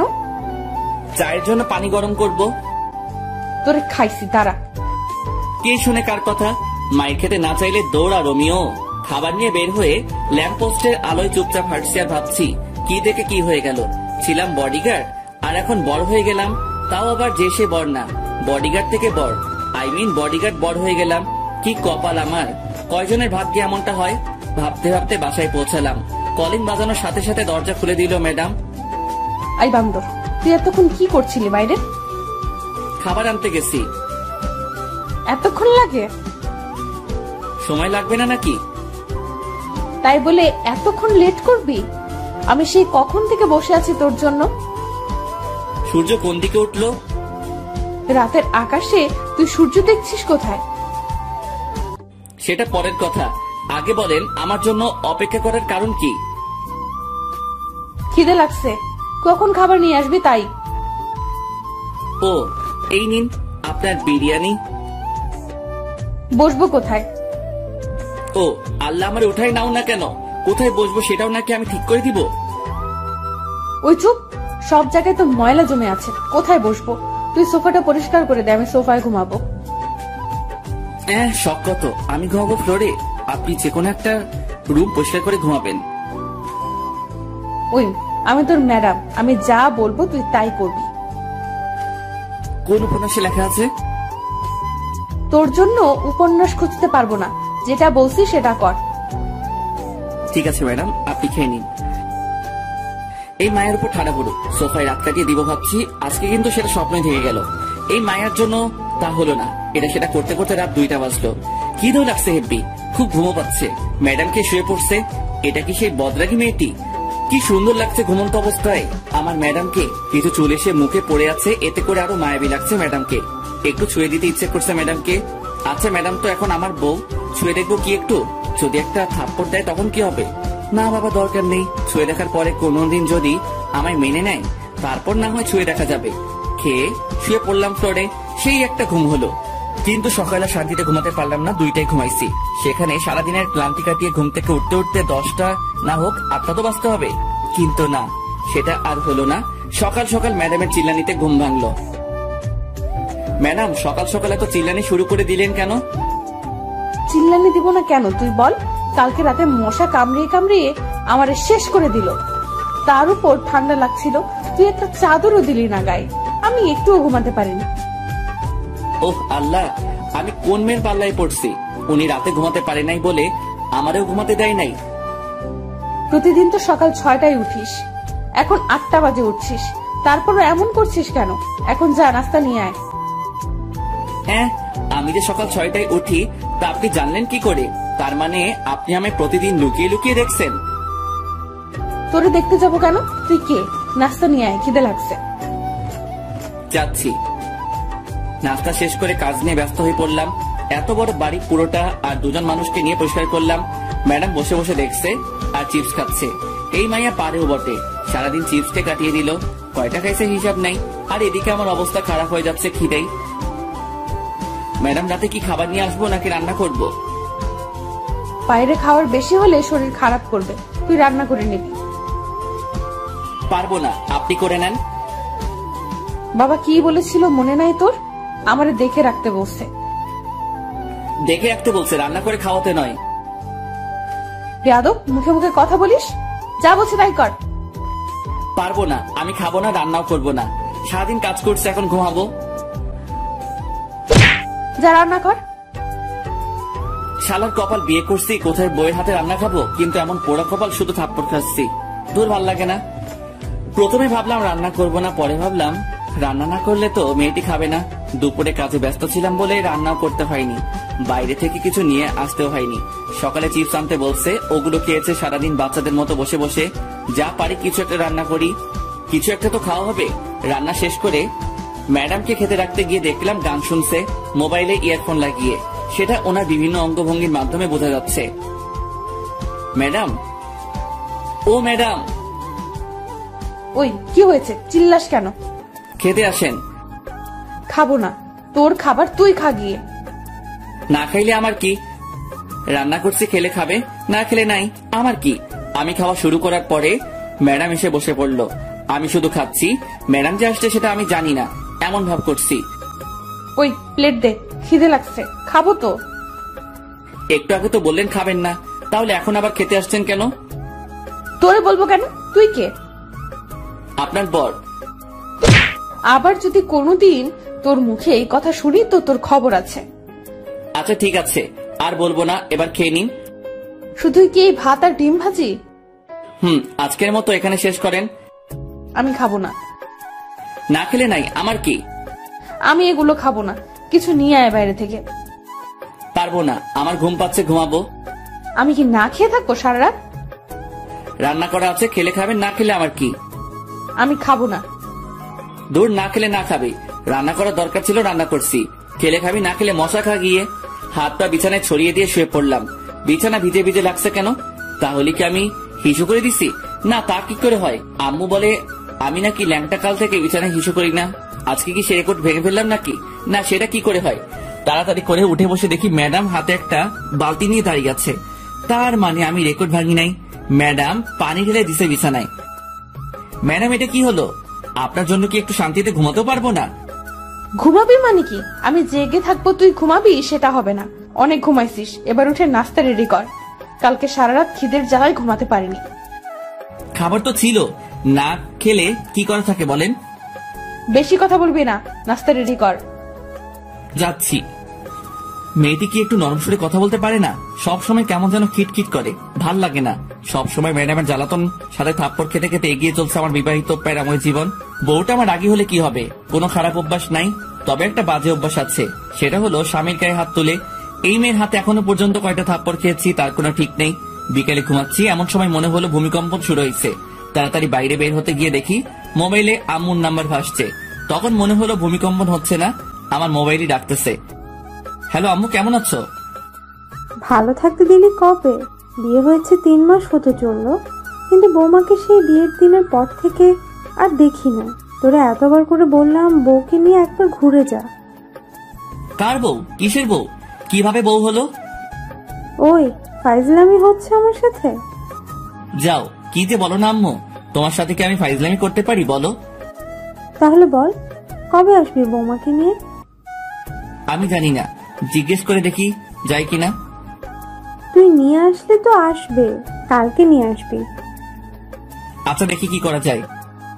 দেখা দেখির কাজ নাই, কালকে আসতে হবে তোদের। আচ্ছা, আসবো। এ কেমন বায়না করলো আম্মু? মুরগিকে বলছে বাঘকে ডিনারের জন্য রাজি করাতে, বাঘে যদি আমার চেপে ধরে তাহলে তো আমি শেষ। ম্যাডাম, অনেকদিন হলো কোথাও যাওয়া হয় না, চলেন কোথাও থেকে একটু ঘুরে আসি। মতলব কি সেটা বলতো? মতলব আবার কি হবে? আম্মু ফোন দিয়ে বলছে আপনাকে নিয়ে আমাদের বাড়িতে যেতে কালকে। আপনি কি যাবেন? না, আমি কোথাও যাব না, তুই যা। আচ্ছা ঠিক আছে, আমি যাব। আপনাকে যেতে হবে না? হুম। সকালে ঘুম থেকে উঠে নাস্তা বানিয়ে নাস্তা করে রেডি হয়ে নিলাম। যেতে যেতে এমনি সন্ধ্যা হয়ে যাবে, জ্যামে পড়লে তো অবস্থা হালুয়া হয়ে যাবে। তবুও রওনা দিতে দিতে 9টা বেঁচে গেল। ওই দাঁড়া, আমি যাব তো। আপনি আবার কোথায় যাবেন? আমি কি এখানে একা থাকবো নাকি? আমাকে আমাদের বাড়িতে রেখে তারপর যাবি তুই। আমি পারবো না, আপনি পথে নেমে পড়লেই তো হয়। পারবো না, তুই রেখে আসবি। আমার দেরি হয়ে যাচ্ছে, আমি আসি। আর আপনি যদি আমার সাথে যেতে চান তাহলে আমার বাড়িতে যেতে হবে, না হলে আপনার পথে আপনি যান, আমার পথে আমি যাব। তুই তো আচ্ছা ফাজিল ছেলে, আমি যেটা বলবো তোকে সেটা করতে হবে। সেটা পরে দেখা যাবে, আগে তো রওনা দেই। হুম, চল। বাস চলছে নিজের আপন গতিতে, আমরাও এগিয়ে যাচ্ছি বাড়ির দিকে। বডিগার্ডের কাজ পাওয়ার পর আর বাড়িতে যাওয়া হয়নি। আজ অনেকদিন পর যাচ্ছি। ম্যাডাম বসে আছে আমার পাশের সিটে আর চিপস খাচ্ছে। মেয়েটি কি কিছু পারে না চিপস খাওয়া ছাড়া? অনেকক্ষণ পর ম্যাডাম আমার কাঁধে মাথা রেখে ঘুমাচ্ছে। অনেকক্ষণ চিন্তা করে দেখলাম এখন ঘুমাচ্ছে, পরে যখন ঘুম থেকে উঠে দেখবে আমার কাঁধে মাথা রেখে শুয়ে আছে, তখন দেখে যদি থাপ্পড় লাগিয়ে দেয় তাহলে বাসের মধ্যে যা একটু সম্মান আছে সেটাও খেয়ে ফেলবে। তার থেকে বরং জাগিয়ে দেই। ম্যাডাম, ম্যাডাম উঠেন। কি হয়েছে? ব্যথা করছে হাতে। তো আমি কি করব? আপনার জন্য তো এমন হলো। আমি কি করছি? আপনি যদি আমার কাঁধে মাথা না রাখতেন তাহলে ব্যথাও হতো না। এই, তোর লজ্জা করে না? একটা মেয়ের মাথা কাঁধে রাখতে পারিস না? আমার কি ঠেকা পড়ছে যে আপনার মাথা আমার কাঁধে রাখবো? বেশি কথা বলিস কেন? চুপ থাকতে পারিস না? না, পারি না। আবার কথা বলিস মুখে মুখে। এই তালা দিলাম মুখে, আর কোনো কথা বলবো না। বাড়িতে আসতে আসতে 7টা বেজে গেল। পথে একটু কথাও হয়নি ম্যাডামের সাথে। কখন যে বাসার দরজায় এসে দাঁড়িয়েছি নিজেই জানি না। কি রে, কি ভাবছিস? ওহ আম্মু, তুমি? আমি হব নাকি ভূত হবে নাকি? না, তেমনটা না। তো আমার বৌমাকে নিয়ে আসছিস তো? তোমার বৌমা কোথায় পাবো? পিছনে দাঁড়িয়ে আছে যে, ওটাকে? ভূত মনে হয়, তাকিয়ে দেখো। কি, তুই আমার বৌমাকে ভূত বললি? তোর আজকে খাওয়া বন্ধ। খাওয়ার এত শখ নাই, তুমি তোমার বৌমাকে নিয়ে খাওয়াও। আসো মা, ভিতরে আসো। এটা কি হলো? ম্যাডাম তো চলে এলো। মাইয়া জাতি বড় অদ্ভুত জাতি। সকালে কত ভেজাল করলো এই মাইয়া এখানে আসবে না বলে, আর এখন কত সহজে আম্মুর সাথে হাসি খুশি চললো। মনে হচ্ছে না মেয়েটি রাগী বদমেজাজি। রোমিও, খেতে আয়। খাবো না, তুমি খাও তোমার বৌমাকে নিয়ে। রোমিও, আয় বাবা, অনেকদিন হলো একসাথে বসে খাওয়া হয়নি। না না, খাবো না, তোমাদের বৌমা আসছে, ওরে নিয়ে খাও। ওই, বেশি বাড়াবাড়ি করবি তো খাওয়ার পাবি না। এই না, তা কি করে হয় আম্মু? তা যদি না হয় তাহলে খেতে আয়। আসছি, হাফ মিনিট দাঁড়াও। দাঁড়ানোর সময় নাই, এই তো আসছি। বসে পড়। এত আয়োজন কখন করলে আম্মু? আমার বৌমা আসবে আর আমি কিছুই রান্না করব না নাকি? আমার জন্য তো কোনোদিন এত কিছু করনি, আজ বৌমা আসছে বলে এত কিছু? আবার যদি শুনি আমার বৌমাকে নিয়ে কোনো কথা বলিস তাহলে তোর কপালে কিছুই জুটবে না। এবার বল কি করবি? কিছুই বলবো না আর, এই চুপ করলাম। বাপরে বাপ, এ কেমন বিচার! আম্মু দেখছি ম্যাডামের দিকে ঝুঁকে পড়ছে। এই মায়া কি কোনো জাদু জানে নাকি? যদি এমন জাদু আমি জানতাম তাহলে কবে ম্যাডামকে থুক্কু বউকে পটিয়ে নিতাম। খাওয়া শেষ করে বাইরে গিয়ে একটু ঘোরাঘুরি করে বাসায় এসে ফ্রেশ হয়ে আমার রুমে ঘুমাতে গেলাম। রুমে ঢুকে দেখি ম্যাডাম বসে আছে বিছানায়। অনেক ক্লান্ত লাগছে, তাই কোনো কথা না বলে বালিশ নিয়ে নিচে শুয়ে পড়লাম। চোখ বন্ধ করার সাথে সাথে বুকের উপর ভারী ভারী লাগছে, সাথে গলা চেপে ধরছে মনে হলো কেউ। চোখ খুলে দেখি ম্যাডাম। আরে আরে কি করছেন? ছাড়ুন বলছি। ছাড়বো না। কি বলা হচ্ছে শুনি? কি বলছি? মনে করে দেখ কি বলছিস। মনে পড়ছে না, মরে যাব তো। ছাড়ুন বলছি, ছাড়ুন। ছাড়বো না। কি বলছিস শুন? তোমার বৌমা আসছে, তোমার বৌমাকে নিয়ে খাওয়া। এই, আমি তোরে বলছি না আমার বাড়িতে রেখে আসতে? আমিও বলছিলাম পারবো না। ছাড়ুন না ম্যাডাম, মরে যাব তো। ছাড়বো না। মরে যা, মরে গেলে তো আমি বাঁচি। আমি তো মরবো না। তাহলে আমি তোরে নিজের হাতে খুন করব। পারলে করেন, কে বারণ করছে? মারবো মারবো, সুযোগটা আগে আসুক তারপর। 2 দিন বাড়িতে কাটানোর পর আবার ঢাকায় ফিরে এলাম। তারপর থেকে আগের মতোই চলছে, সব সময় প্যারা দিয়ে চলছে। ম্যাডাম, থুক্কু, বউ। পরদিন বিকালে, এই রোমিও, কেমন আছো? ভালো, তুমি? ভালো থাকতে তুমি কোথায় দিচ্ছ? আমি কি করছি? তোমায় যে ভালোবেসে ফেলেছি। ম্যাডাম জানে এটা? পাগল নাকি? তোমার ম্যাডাম জানতে পারলে তো আমাকে মেরে ফেলবে। ওই দিন যা করলো তোমার কথা জিজ্ঞেস করাতে। তাহলে এখন আবার কথা বলছো কেন? তুমিও মরবা, সাথে আমারও মারবা। আচ্ছা, তোমার বউ তো তোমাকে ভালোবাসে না, তাহলে ওকে ডিভোর্স দিয়ে দাও। যাও যাও, তুমি গিয়ে ম্যাডামকে বলে আসো আমাকে যেন ডিভোর্স দিয়ে দেয়। আচ্ছা বলবো, তবে ডিভোর্স দিয়ে দিলে আমাকে গলায় ঝুলিয়ে নিতে হবে। যদি ডিভোর্স করাতে পারো তবে। ওকে, আমি রাজি। তবে ম্যাডাম যদি আমারে কিছু বলে তাহলে আমি সব বলে দিব। তোমাকে বলতে হবে না, আমি বিকালে তোমাদের বাসায় এসে জানাবো। যদি মার খেতে না চাও তাহলে বাসায় থাকো, আর যদি মায়ের খাওয়ার শখ থাকে তাহলে বিকেলে এসো। আসবো আসবো। কি মেয়ে রে বাবা, মরার ভয় নেই নাকি? ও আসবে আমার আর ম্যাডামে ডিভোর্স করাতে? আমার তো লুঙ্গি ড্যান্স দিতে ইচ্ছে করছে। বিকেল এসো, চা নাস্তার বদলে মায়ের খেয়ে যেও। ইদানিং ম্যাডাম আমাকে যেভাবে প্রতিদিন পিটায় কোনো কারণ ছাড়া, আর উনি আসবে ডিভোর্স নিয়ে কথা বলতে। ওহ, ওই মায়ের তো পরিচয় দেওয়া হয়নি। উনি হলো আমাদের বাড়ির থুক্কু, আমার শ্বশুর বাড়ির পাশের বাসার একটি মেয়ে। এখানে আসার পর থেকে আমার পিছনে পড়ে আছে। ওর নাম তো বলা হয়েছে, তবুও বলি, ও ইভা। পড়ালেখা শেষ করে বসে আছে, থুক্কু বসে নাই, আমার পিছনে পড়ে আছে। আজকাল ঘুমালাম না, 4টার সময় বের হয়ে গেলাম বাসা থেকে। বাসায় থাকলে আজকে আমার উপরে দিয়ে শনি রবি সোম মঙ্গল সব চলবে। 9টার দিকে বাসায় ঢুকলাম, ঢুকে সোজা রান্নাঘরের দিকে দিলাম দৌড়। খুব খিদে লাগছে, খাবার গরম করতে হবে। ম্যাডাম ঠান্ডা খাবার খেতে পারে না, আর আমি ঠান্ডা ছাড়া খেতে পারি না। রাতে একসাথে খেয়ে শুয়ে পড়লাম। আমার রুমে গিয়ে, ম্যাডাম থাকে অন্য রুমে। একটু পরে ম্যাডাম ঢুকলো আমার রুমে, হাতে একটা লাঠি নিয়ে। এদিকে ভয়ে আমি কাঠ হয়ে যাচ্ছি। আয় এদিকে আয়। কেন ম্যাডাম? কাজ আছে, আয়। কি কাজ? তাড়াতাড়ি বলেন, আমি ঘুমাবো। তোর ঘুম পাড়াচ্ছি, দাঁড়া। আরে আরে ম্যাডাম, আমাকে মারছেন কেন? আমি কি করছি? তুই পাশের বাসার রিভা পেতনিকে কি বলছিস? বিশ্বাস করেন ম্যাডাম, আমি কিছু বলি নাই। তাহলে ও কি আমার বোকা বানাইছে? হতে পারে। তার মানে তুই বলতে চাচ্ছিস আমি বোকা? সেটা কখন বললাম? তাহলে কি বলছিস? কিছু বলি নাই। আবার মিথ্যা কথা বলছিস? তোরে তো আজকে শেষ করে দিব। আমি কিছু করি নাই তো ম্যাডাম, সব দোষ ওই ইভার। ইভা, তুই ওরে বলিস নাই? আমার ডিভোর্স দিয়ে ওরে বিয়ে করবি বলিস নাই? ম্যাডাম আমি এটা বলি নাই, ও আপনাকে মিথ্যা বলছে।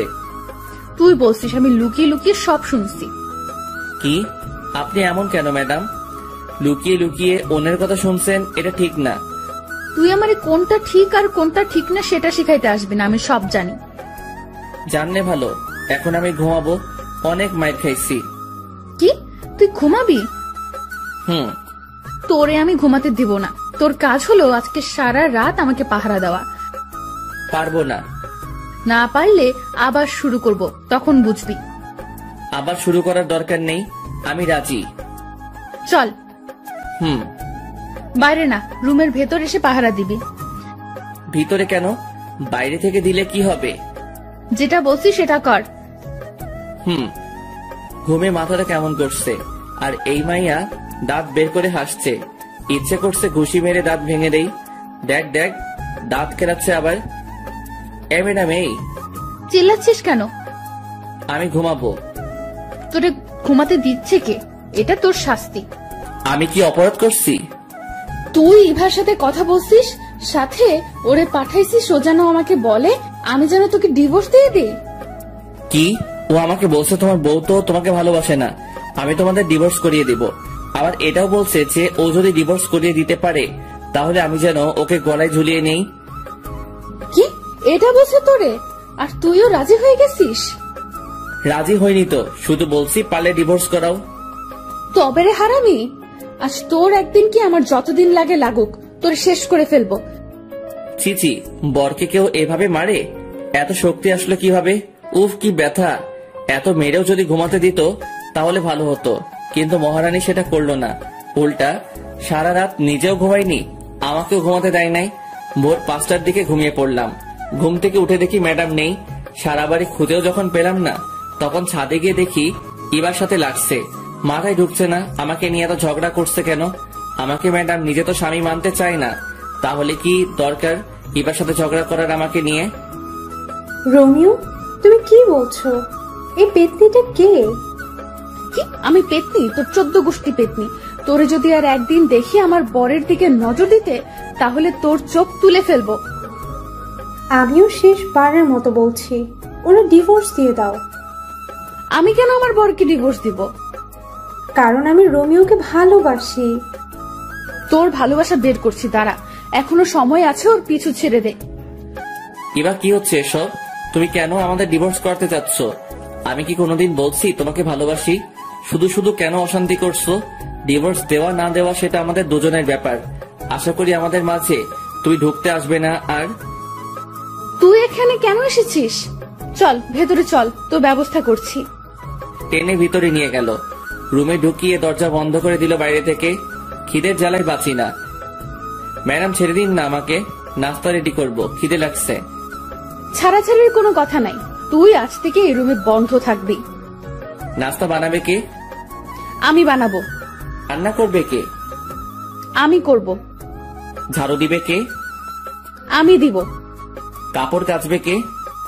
আমি। ইস, ঢং দেখে বাঁচি না। পারেন তো শুধু শার্ট প্যান্ট পরতে, আর আমারে ধোলাই করতে। কি কি বললি তুই? তোর খাওয়া বন্ধ আজ থেকে।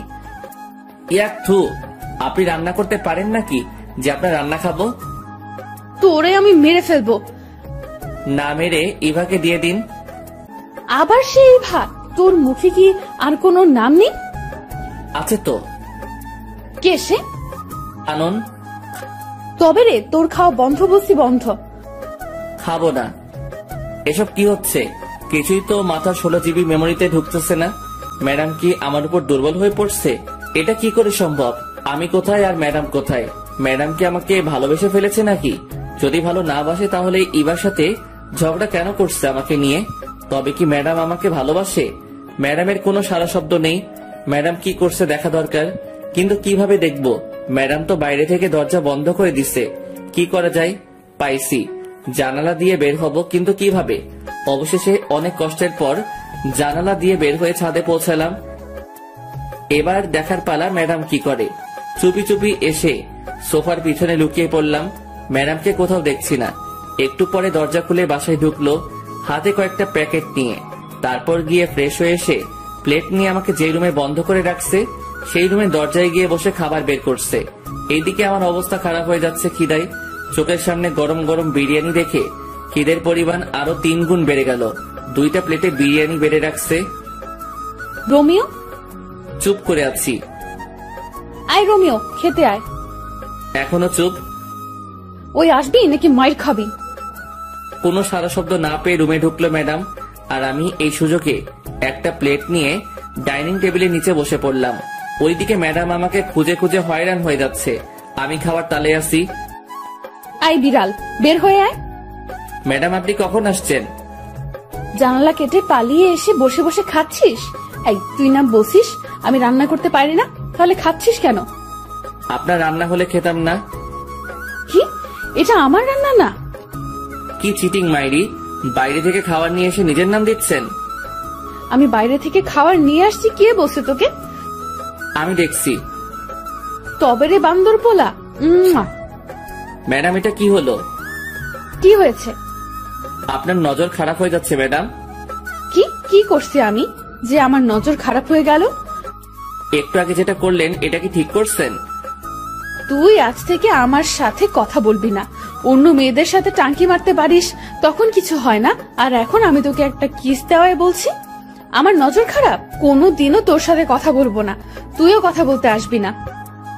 বলবো না? আপনি কোন দিন কি আমাকে স্বামী সম্মান দিছেন? দেন নাই। কথায় কথায় থাপ্পড় মারতেন, এটা করতেন সেটা করতেন, কথায় কথায় অপমান করতেন। আমি কোনোদিন আপনার কোনো কিছুতে বাধা দেই নাই, আপনিও আমার কোনো কিছুতে বাধা দিবেন না। আজ থেকে আপনার মতো আপনি থাকবেন আর আমার মতো আমি। এটা কি হলো? যা হওয়ার হয়েছে, এত কিছু ভাবার সময় নাই। পেট ভরে গেছে, এখন একটু পাসপোর্ট অফিস থেকে আসি। পাসপোর্ট রেডি হয়ে গেছে, মেসেজ আসছে, ওটা নিয়ে আসি। প্রায় 1 মাস হতে চললো, ম্যাডাম আর আমার কোনো কথা হয় না। দুজনে বাইরে গিয়ে খাবার নিয়ে এসে তারপর নিজেদের রুমে গিয়ে খাই। ম্যাডামের দিকে তাকালে বোঝা যায় ম্যাডাম এখন রাত জাগে। চোখের নিচে কালি জমে গেছে, অগোছালো হয়ে গেছে। আগের মতো জিন্স শার্ট পরে না, সালোয়ার কামিজ এসব পরে। আগের থেকে অনেক সুন্দর লাগে ম্যাডামকে, তবে শাড়ি পরলে আরো সুন্দর লাগতো। বাংলার মেয়েদের শাড়ি ছাড়া মানায় না। ভাবছি একটা ট্রিট দিব ম্যাডামকে। ভিসা, পাসপোর্ট সবকিছু রেডি হয়ে গেছে। সৌদি চলে যাব, আমার বেস্ট ফ্রেন্ড ওখানে থাকে, ও সব ব্যবস্থা করছে। ম্যাডাম, কি? শপিং করতে যাবেন নাকি? যাব না। আর কিন্তু সুযোগ পাবেন না। আবার বলছি, শপিং করতে যাবেন? যাব, নিয়ে চল। চলুন। যাক, যেতে রাজি হয়েছে। দুজনে একসাথে বের হলাম। রিক্সার জন্য দাঁড়িয়ে আছি, এমন সময় দেখি ইভা আসছে। ইভা যদি কিছু বলে এখন, তাহলে আমার আর রক্ষা নাই। এই জান, শোনো না, রাতে ফোন দিলে ছাদে এসো, দুজনে একসাথে যাতে। যেখানে বাঘের ভয় সেখানে সন্ধ্যা হয়। কি দরকার ছিল এটা বলার? ফাজিল মাইয়া, লুচ্চা মাইয়া, কি মজা পাই বুঝি না এমন করে। ম্যাডাম, শপিং করতে যাবেন না? দাঁড়া, তোর শপিং বের করছি। তোর ইভাকে শপিং করিয়ে দে, যা। আজ থেকে তোর সাথে আমার কোনো সম্পর্ক নাই। তুই লুকিয়ে লুকিয়ে অন্য মেয়ের সাথে কথা বলিস। ম্যাডাম, আমার কোনো সম্পর্ক নাই কারোর সাথে। ইভা তো অনেক আগে থেকে আমার পিছনে লেগে আছে, সেটা আপনি জানেন। অবশ্যই তোর সাথে ওর সম্পর্ক আছে, না হলে তোরে জান বলে ডাকলো কেন? আমাকে ফাঁসানোর জন্য এটা বলছে। আমি এত কিছু শুনতে চাই না। তোর সাথে সম্পর্ক আছে ওর, না হলে তোরে জান ডাকলো কেন? তুই কোনো কথা বলবি না। হন হন করে বাসায় চলে গেল। ট্রিট আর দেওয়া হলো না। এই ইভার জন্য এত কিছু হলো। কি দরকার আমাকে জান বলে ডাকার? বিয়ের এতদিন পর বউকে থুক্কু ম্যাডামকে শপিং করে দিতে চাইছিলাম, সেটা হলো না এই ইভাটার জন্য। বাড়িতে গিয়ে দেখি ম্যাডাম দরজা বন্ধ করে বসে আছে। ভিতর থেকে ফুপানো শব্দ আসছে। শুধু শুধু ইভার জন্য আজকে ম্যাডাম কাঁদছে। শালার মাইয়া, তোর জন্য আমার লক্ষ্মী বউটা কাঁদছে। ইচ্ছে করছে ইভা মায়াটারে মেরে নাক ভেঙে দেই। ম্যাডাম, খেতে আসুন। খাবো না, তুই খা তোর ইভাকে নিয়ে। ম্যাডাম, বিশ্বাস করেন ওই মাইয়া এটা আপনাকে রাগানোর জন্য বলছে, আমি শিওর। তোরে আমি বিশ্বাস করি না। আমি যে ভালো না সেটা আমি জানি। এবার খেতে আসুন। খাবো না বলছি, খাবো না। আবার যদি খেতে ডাকিস তাহলে তোর খবর আছে। আচ্ছা ঠিক আছে, ডাকবো না। তবে আন্টি ফোন নিয়ে যেতে বলছে, যাবেন নাকি? সেটা দেখা যাবে, তুই কোনো কথা বলবি না। আমার এত ঠেকা পড়ে নাই আপনার সাথে কথা বলতে। আমার সাথে কথা বলা লাগবে কেন? তোর তো অনেকে আছে কথা বলার জন্য। লুচ্চা পোলা, দূর হও আমার সামনে থেকে। আমি কি আপনার সামনে নাকি যে দূর হব? চুপ কর লুচ্চা পোলা, ঘরে বউ রেখে অন্য মেয়ের পেছনে পড়ে থাকিস? তোর সাথে কোনো কথা নেই। আমার এত শখ নেই আপনার সাথে কথা বলার। কে ঝগড়া করবে এই পাগলিটার সাথে, কখন বাঘিনীর মতো তেড়ে আসবে তার কোনো ঠিক নাই। চিড়িয়াখানায় আছে টুকু, রুমে আছে, ওখানে ঠিক আছে। সকালে ঘুম থেকে উঠে ধাক্কাধাক্কি করে দরজা খুলে ম্যাডামের রুমে ঢুকে দেখি নিচে শুয়ে আছে। একটা মেয়ের রুম মনে হচ্ছে না, বিছানা বালিশ সব ছড়িয়ে ছিটিয়ে আছে পুরো রুমে। মনে হয় আমাকে মারতে না পেরে বিছানা বালিশের সাথে যুদ্ধ করছে। দেখে মনে হচ্ছে ভাজা মাছটা উল্টে খেতে জানে না। কি মায়াবী লাগছে পাগলিটাকে। কাঁপছে দেখে কপালে হাত রেখে বুঝতে পারলাম জ্বরে অবস্থা খারাপ হয়ে যাচ্ছে। বিছানায় শুয়ে দিয়ে ডাক্তারের কাছে ফোন দিলাম। একটু পরে ডাক্তার এসে দেখে গেল মাথায় পানি দিতে বলে গেল। ডাক্তার যাওয়ার পর থেকে পানি দিচ্ছি। অনেকক্ষণ পর চোখ বড় বড় করে তাকিয়ে আছে। ম্যাডাম কেমন লাগছে? তোর জন্য সব হয়েছে। ম্যাডাম বেশি কথা বলা যাবে না, চুপচাপ শুধু উত্তর দিবেন। তবে রে, কেমন লাগছে বলেন। ভালো না। মাথাটা মুছে নিন, আমি নাস্তা রেডি করে আনি। খাবো না। দেখা যাবে। ম্যাডাম হাঁ করুন। আমি খেতে পারবো, তোর কষ্ট হবে না? তাহলে খেয়ে নিন, আমি মেডিসিন নিয়ে আসি। আমি মেডিসিন নিব না। নিতে তো হবে, না হলে সুস্থ হবেন কি করে? সুস্থ হওয়া লাগবে না, তোর জন্য তো আমার এই অবস্থা। বেশি দিন সহ্য করতে হবে না, চলে যাব। কি বললি আবার বলতো, শুনতে পাইনি। না ম্যাডাম কিছু না, একটু একটু করে সুস্থ হচ্ছে ম্যাডাম। 2 দিন পর রাতে আবার জ্বর আসে ম্যাডামের। সারা রাত মাথায় পানি দিয়ে সকালে নাস্তা রেডি করে নিয়ে গেলাম, খাইয়ে দিতে চাইলাম, কিন্তু ম্যাডাম আমার হাতে খাবে না, নিজেই কাপা কাপা হাতে খেলো। কত স্বপ্ন ছিল বউটা নিজের হাতে আমাকে খাইয়ে দিবে, আমিও নিজের হাতে বউকে খাইয়ে দিব। রাতে বউ আমার বুকে মাথা রেখে ঘুমাবে, গভীর রাতে দুজনে একসাথে চন্দ্র বিলাস করব, এক মগে কফি খাবো, নদীর পাড়ে দাঁড়িয়ে দুজনে একসাথে গোধূলি বিকেল দেখব। কিন্তু কিসের কি, স্বপ্ন স্বপ্নই রয়ে গেল। রাতে ম্যাডামের জন্য খাবার নিয়ে গেলাম, ম্যাডামের হাতে প্লেট দিয়ে দিলাম, জানি আমার হাতে খাবে না তাই দিয়ে দিলাম। ম্যাডাম খেয়ে নিন। খাইয়ে দে। ম্যাডাম খেয়ে নিন তো, ঘুমাবো, ভাল লাগছে না। আমাকে খাইয়ে দে, না হলে খাবো না। খাইয়ে দিতে পারবো না, খেলে খাবেন, না খেলে উপোস থাকেন। তুই তো জানিস আমি উপোস থাকতে পারি না, খাইয়ে দে না। আমি পারবো না, তাছাড়া এখন তো আপনি অনেকটা সুস্থ, নিজের হাতে খেতে পারবেন। তাহলে তুই খাইয়ে দিবি না? না। তাহলে আমিও খাবো না। যখন খাইয়ে দিতে চাইছিলাম তখন তো খেতে চাওনি, এখন কেন খাইয়ে দিতে হবে? সেটা আমার ব্যাপার, তুই খাইয়ে দিবি কিনা বল। আচ্ছা বাবা ঠিক আছে, আমি খাইয়ে দিচ্ছি, হা করেন। এই তো লক্ষ্মী বর আমার। দরকার নেই আপনার বর হওয়ার। অন্য কারো হতে যা, তারপর দেখবি আমি কি করি। বকবক না করে খেয়ে নিন তো। খাচ্ছি তো। ম্যাডাম আপনি তো এখন সুস্থ। তো আন্টি ফোন দিয়ে বলছে যেতে। তো যেতে হবে, আমাকে বাড়িতে যেতে হবে আপনাকে রেখে। তুই যাবি না? যাবো তো, চলেন কালকে রওনা দেই। আচ্ছা ঠিক আছে। রাতে ম্যাডামের জ্বর আসতে পারে ভেবে সোফাতে শুয়ে পড়লাম। কিছুক্ষণ পর মোবাইলটা ডেকে উঠে তাকিয়ে দেখি কানন ফোন দিচ্ছে। হঠাৎ করে কানন ফোন দিল কেন ভাবতে ভাবতে ফোনটা রিসিভ করলাম। তাকিয়ে দেখি ম্যাডাম ঘুমাচ্ছে। হ্যালো কানন, বলো। দুলা ভাই কি করছেন? শুয়ে আছি, তোমার কি খবর?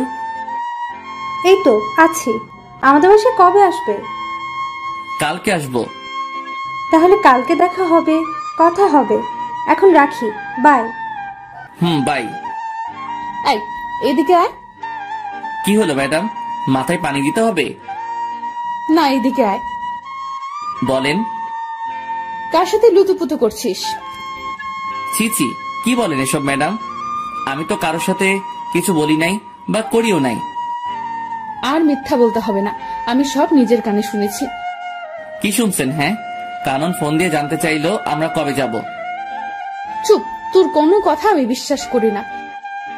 আচ্ছা মুশকিল তো, বিশ্বাস করা না করা আপনার ব্যাপার, আমি সত্যিটা বলে দিচ্ছি। তুই কালকে আমাকে আমাদের বাড়িতে রেখে আসবি, থাকবো না তোর সাথে। আচ্ছা ঠিক আছে।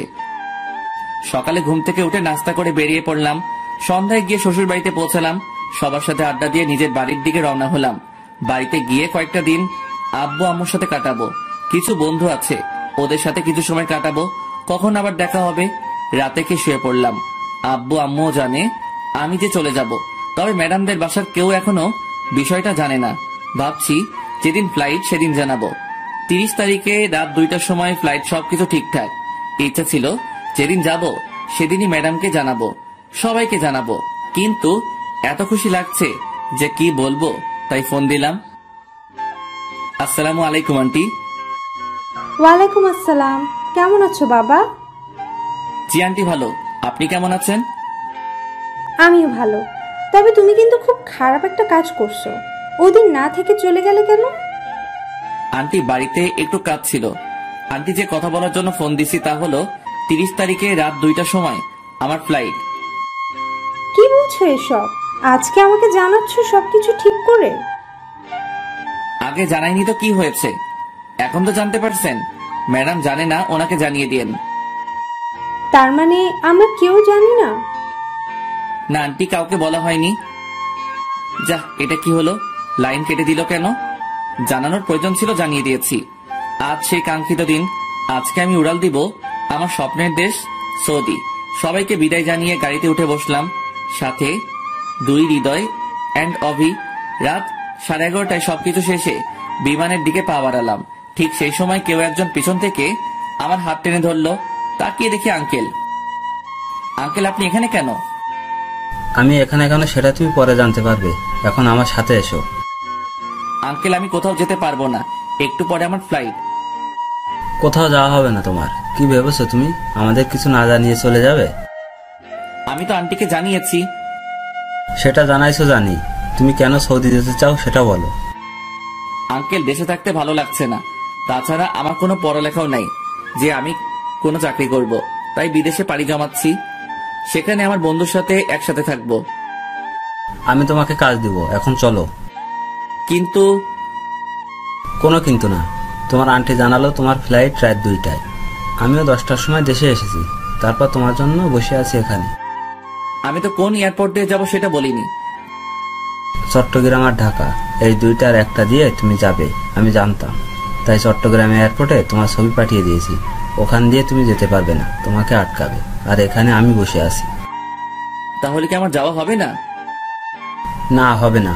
এখন তুমি আমার সাথে বাসায় যাবে। কিন্তু কোনো কথা শুনতে চাই না। অবশেষে আমি আমার শ্বশুরের বাসায় ম্যাডামের রুমের সামনে দাঁড়িয়ে। এখানে আসার পর থেকে শুনছি ম্যাডাম রুম থেকে বের হচ্ছে না, খাচ্ছে না, শুধু কেঁদে যাচ্ছে আর বলছে রোমিওকে এনে দাও। কয়েকবার ডাকার পরও ম্যাডাম দরজা খুলছে না। তারপর আর কি, আমার দানবের মতো দেহটা দিয়ে ধাক্কা দিয়ে দরজা খুলে দেখি ম্যাডাম ফ্লোরে বসে আছে, চোখ দুটো লাল হয়ে আছে। ম্যাডাম আসবো তাকিয়ে আছে, কোনো কথা বলছে না। ম্যাডাম কথা বলবেন নাকি চলে যাব? আরে ম্যাডাম কাঁদছেন কেন? আমি তো কোথাও যাইনি। কি করে ভাবলি আমি তোকে যেতে দিব? আমার কথা একবারও মনে পড়েনি? বল, আমাকে একা রেখে কেন চলে গেলি? কোথায় গেলাম? যেতে তো চাইছিলি, বল কেন এমন করলি? তোরে ছাড়া আমি থাকতাম কি করে বল? সেটা আমি কি করে বলবো? কি করে বলবি মানে? আমার বুকের বাপাসের জায়গা করে নিয়ে এখন বলছিস তুই কি করে বলবি? তুই জানিস না আমি তোরে ভালোবাসি? ম্যাডাম আপনার কিন্তু নজর খারাপ। হ্যাঁ, নজর খারাপ হয়েছে আমার। এমন একটা ছেলে চোখের সামনে থাকলে যে কোনো মেয়ের নজর খারাপ হবে। তাহলে এবার দোষ কি? তুই আবার ওই পেতনির নাম নিয়েছিস? তোরে আজকে কি আর করবেন? দেখ কি করি। ম্যাডাম সত্যি বলছি, আপনার নজর পুরো খারাপ হয়ে গেছে। আমি তোর ম্যাডাম না, তোর বউ, ঠিক আছে? তাছাড়া নজর তো অন্য কারোর জন্য খারাপ হয়নি, আমার বরের জন্য খারাপ হয়েছে। তবে আমি কিন্তু একটা জিনিস খুব মিস করব। কি? থাপ্পড়। তোরে তো প্রতিদিন থাপ্পড় দিব। আমি রান্না করতে পারবো না আজ থেকে। আমি সব করব, তুই শুধু আমাকে ভালোবাসবি, আর কোনো মেয়ের দিকে তাকাতে পারবি না। ঠিক আছে মহারানী, আমি রাজি। আমাকে আজ থেকে তুমি করে বলবে, ভুলেও যেন ম্যাডাম ডাক না শুনি। আচ্ছা ঠিক আছে। দুলা ভাই, আপনাদের রোমান্স শেষ হলে এবার খেতে আসুন। খেয়ে শুয়ে পড়লাম। আমি আগে যে রুমে থাকতাম সেই রুমে। একটু পরে ম্যাডাম থুকু বউ আসলো। কি ভাবছো? ভাবছি বিয়ে করছি, বউ পাইছি, ভালোবাসাও পাইছি, কিন্তু কিন্তু আবার কি? বাসরাত তো পাইলাম না। তবে রে বান্দর বলা। এই বলে ম্যাডাম থুকু বউ আমাকে জড়িয়ে ধরলো। Light off. আর কিছু জানতে হবে না, আপনাদের বাসরাতে দেখতে পাবেন যা হবে। আচ্ছা মুশকিল তো, আপনাদের বলছি না লাইট অফ, এখনো এখানে কি? অনেক তো দেখলেন, যান এবার।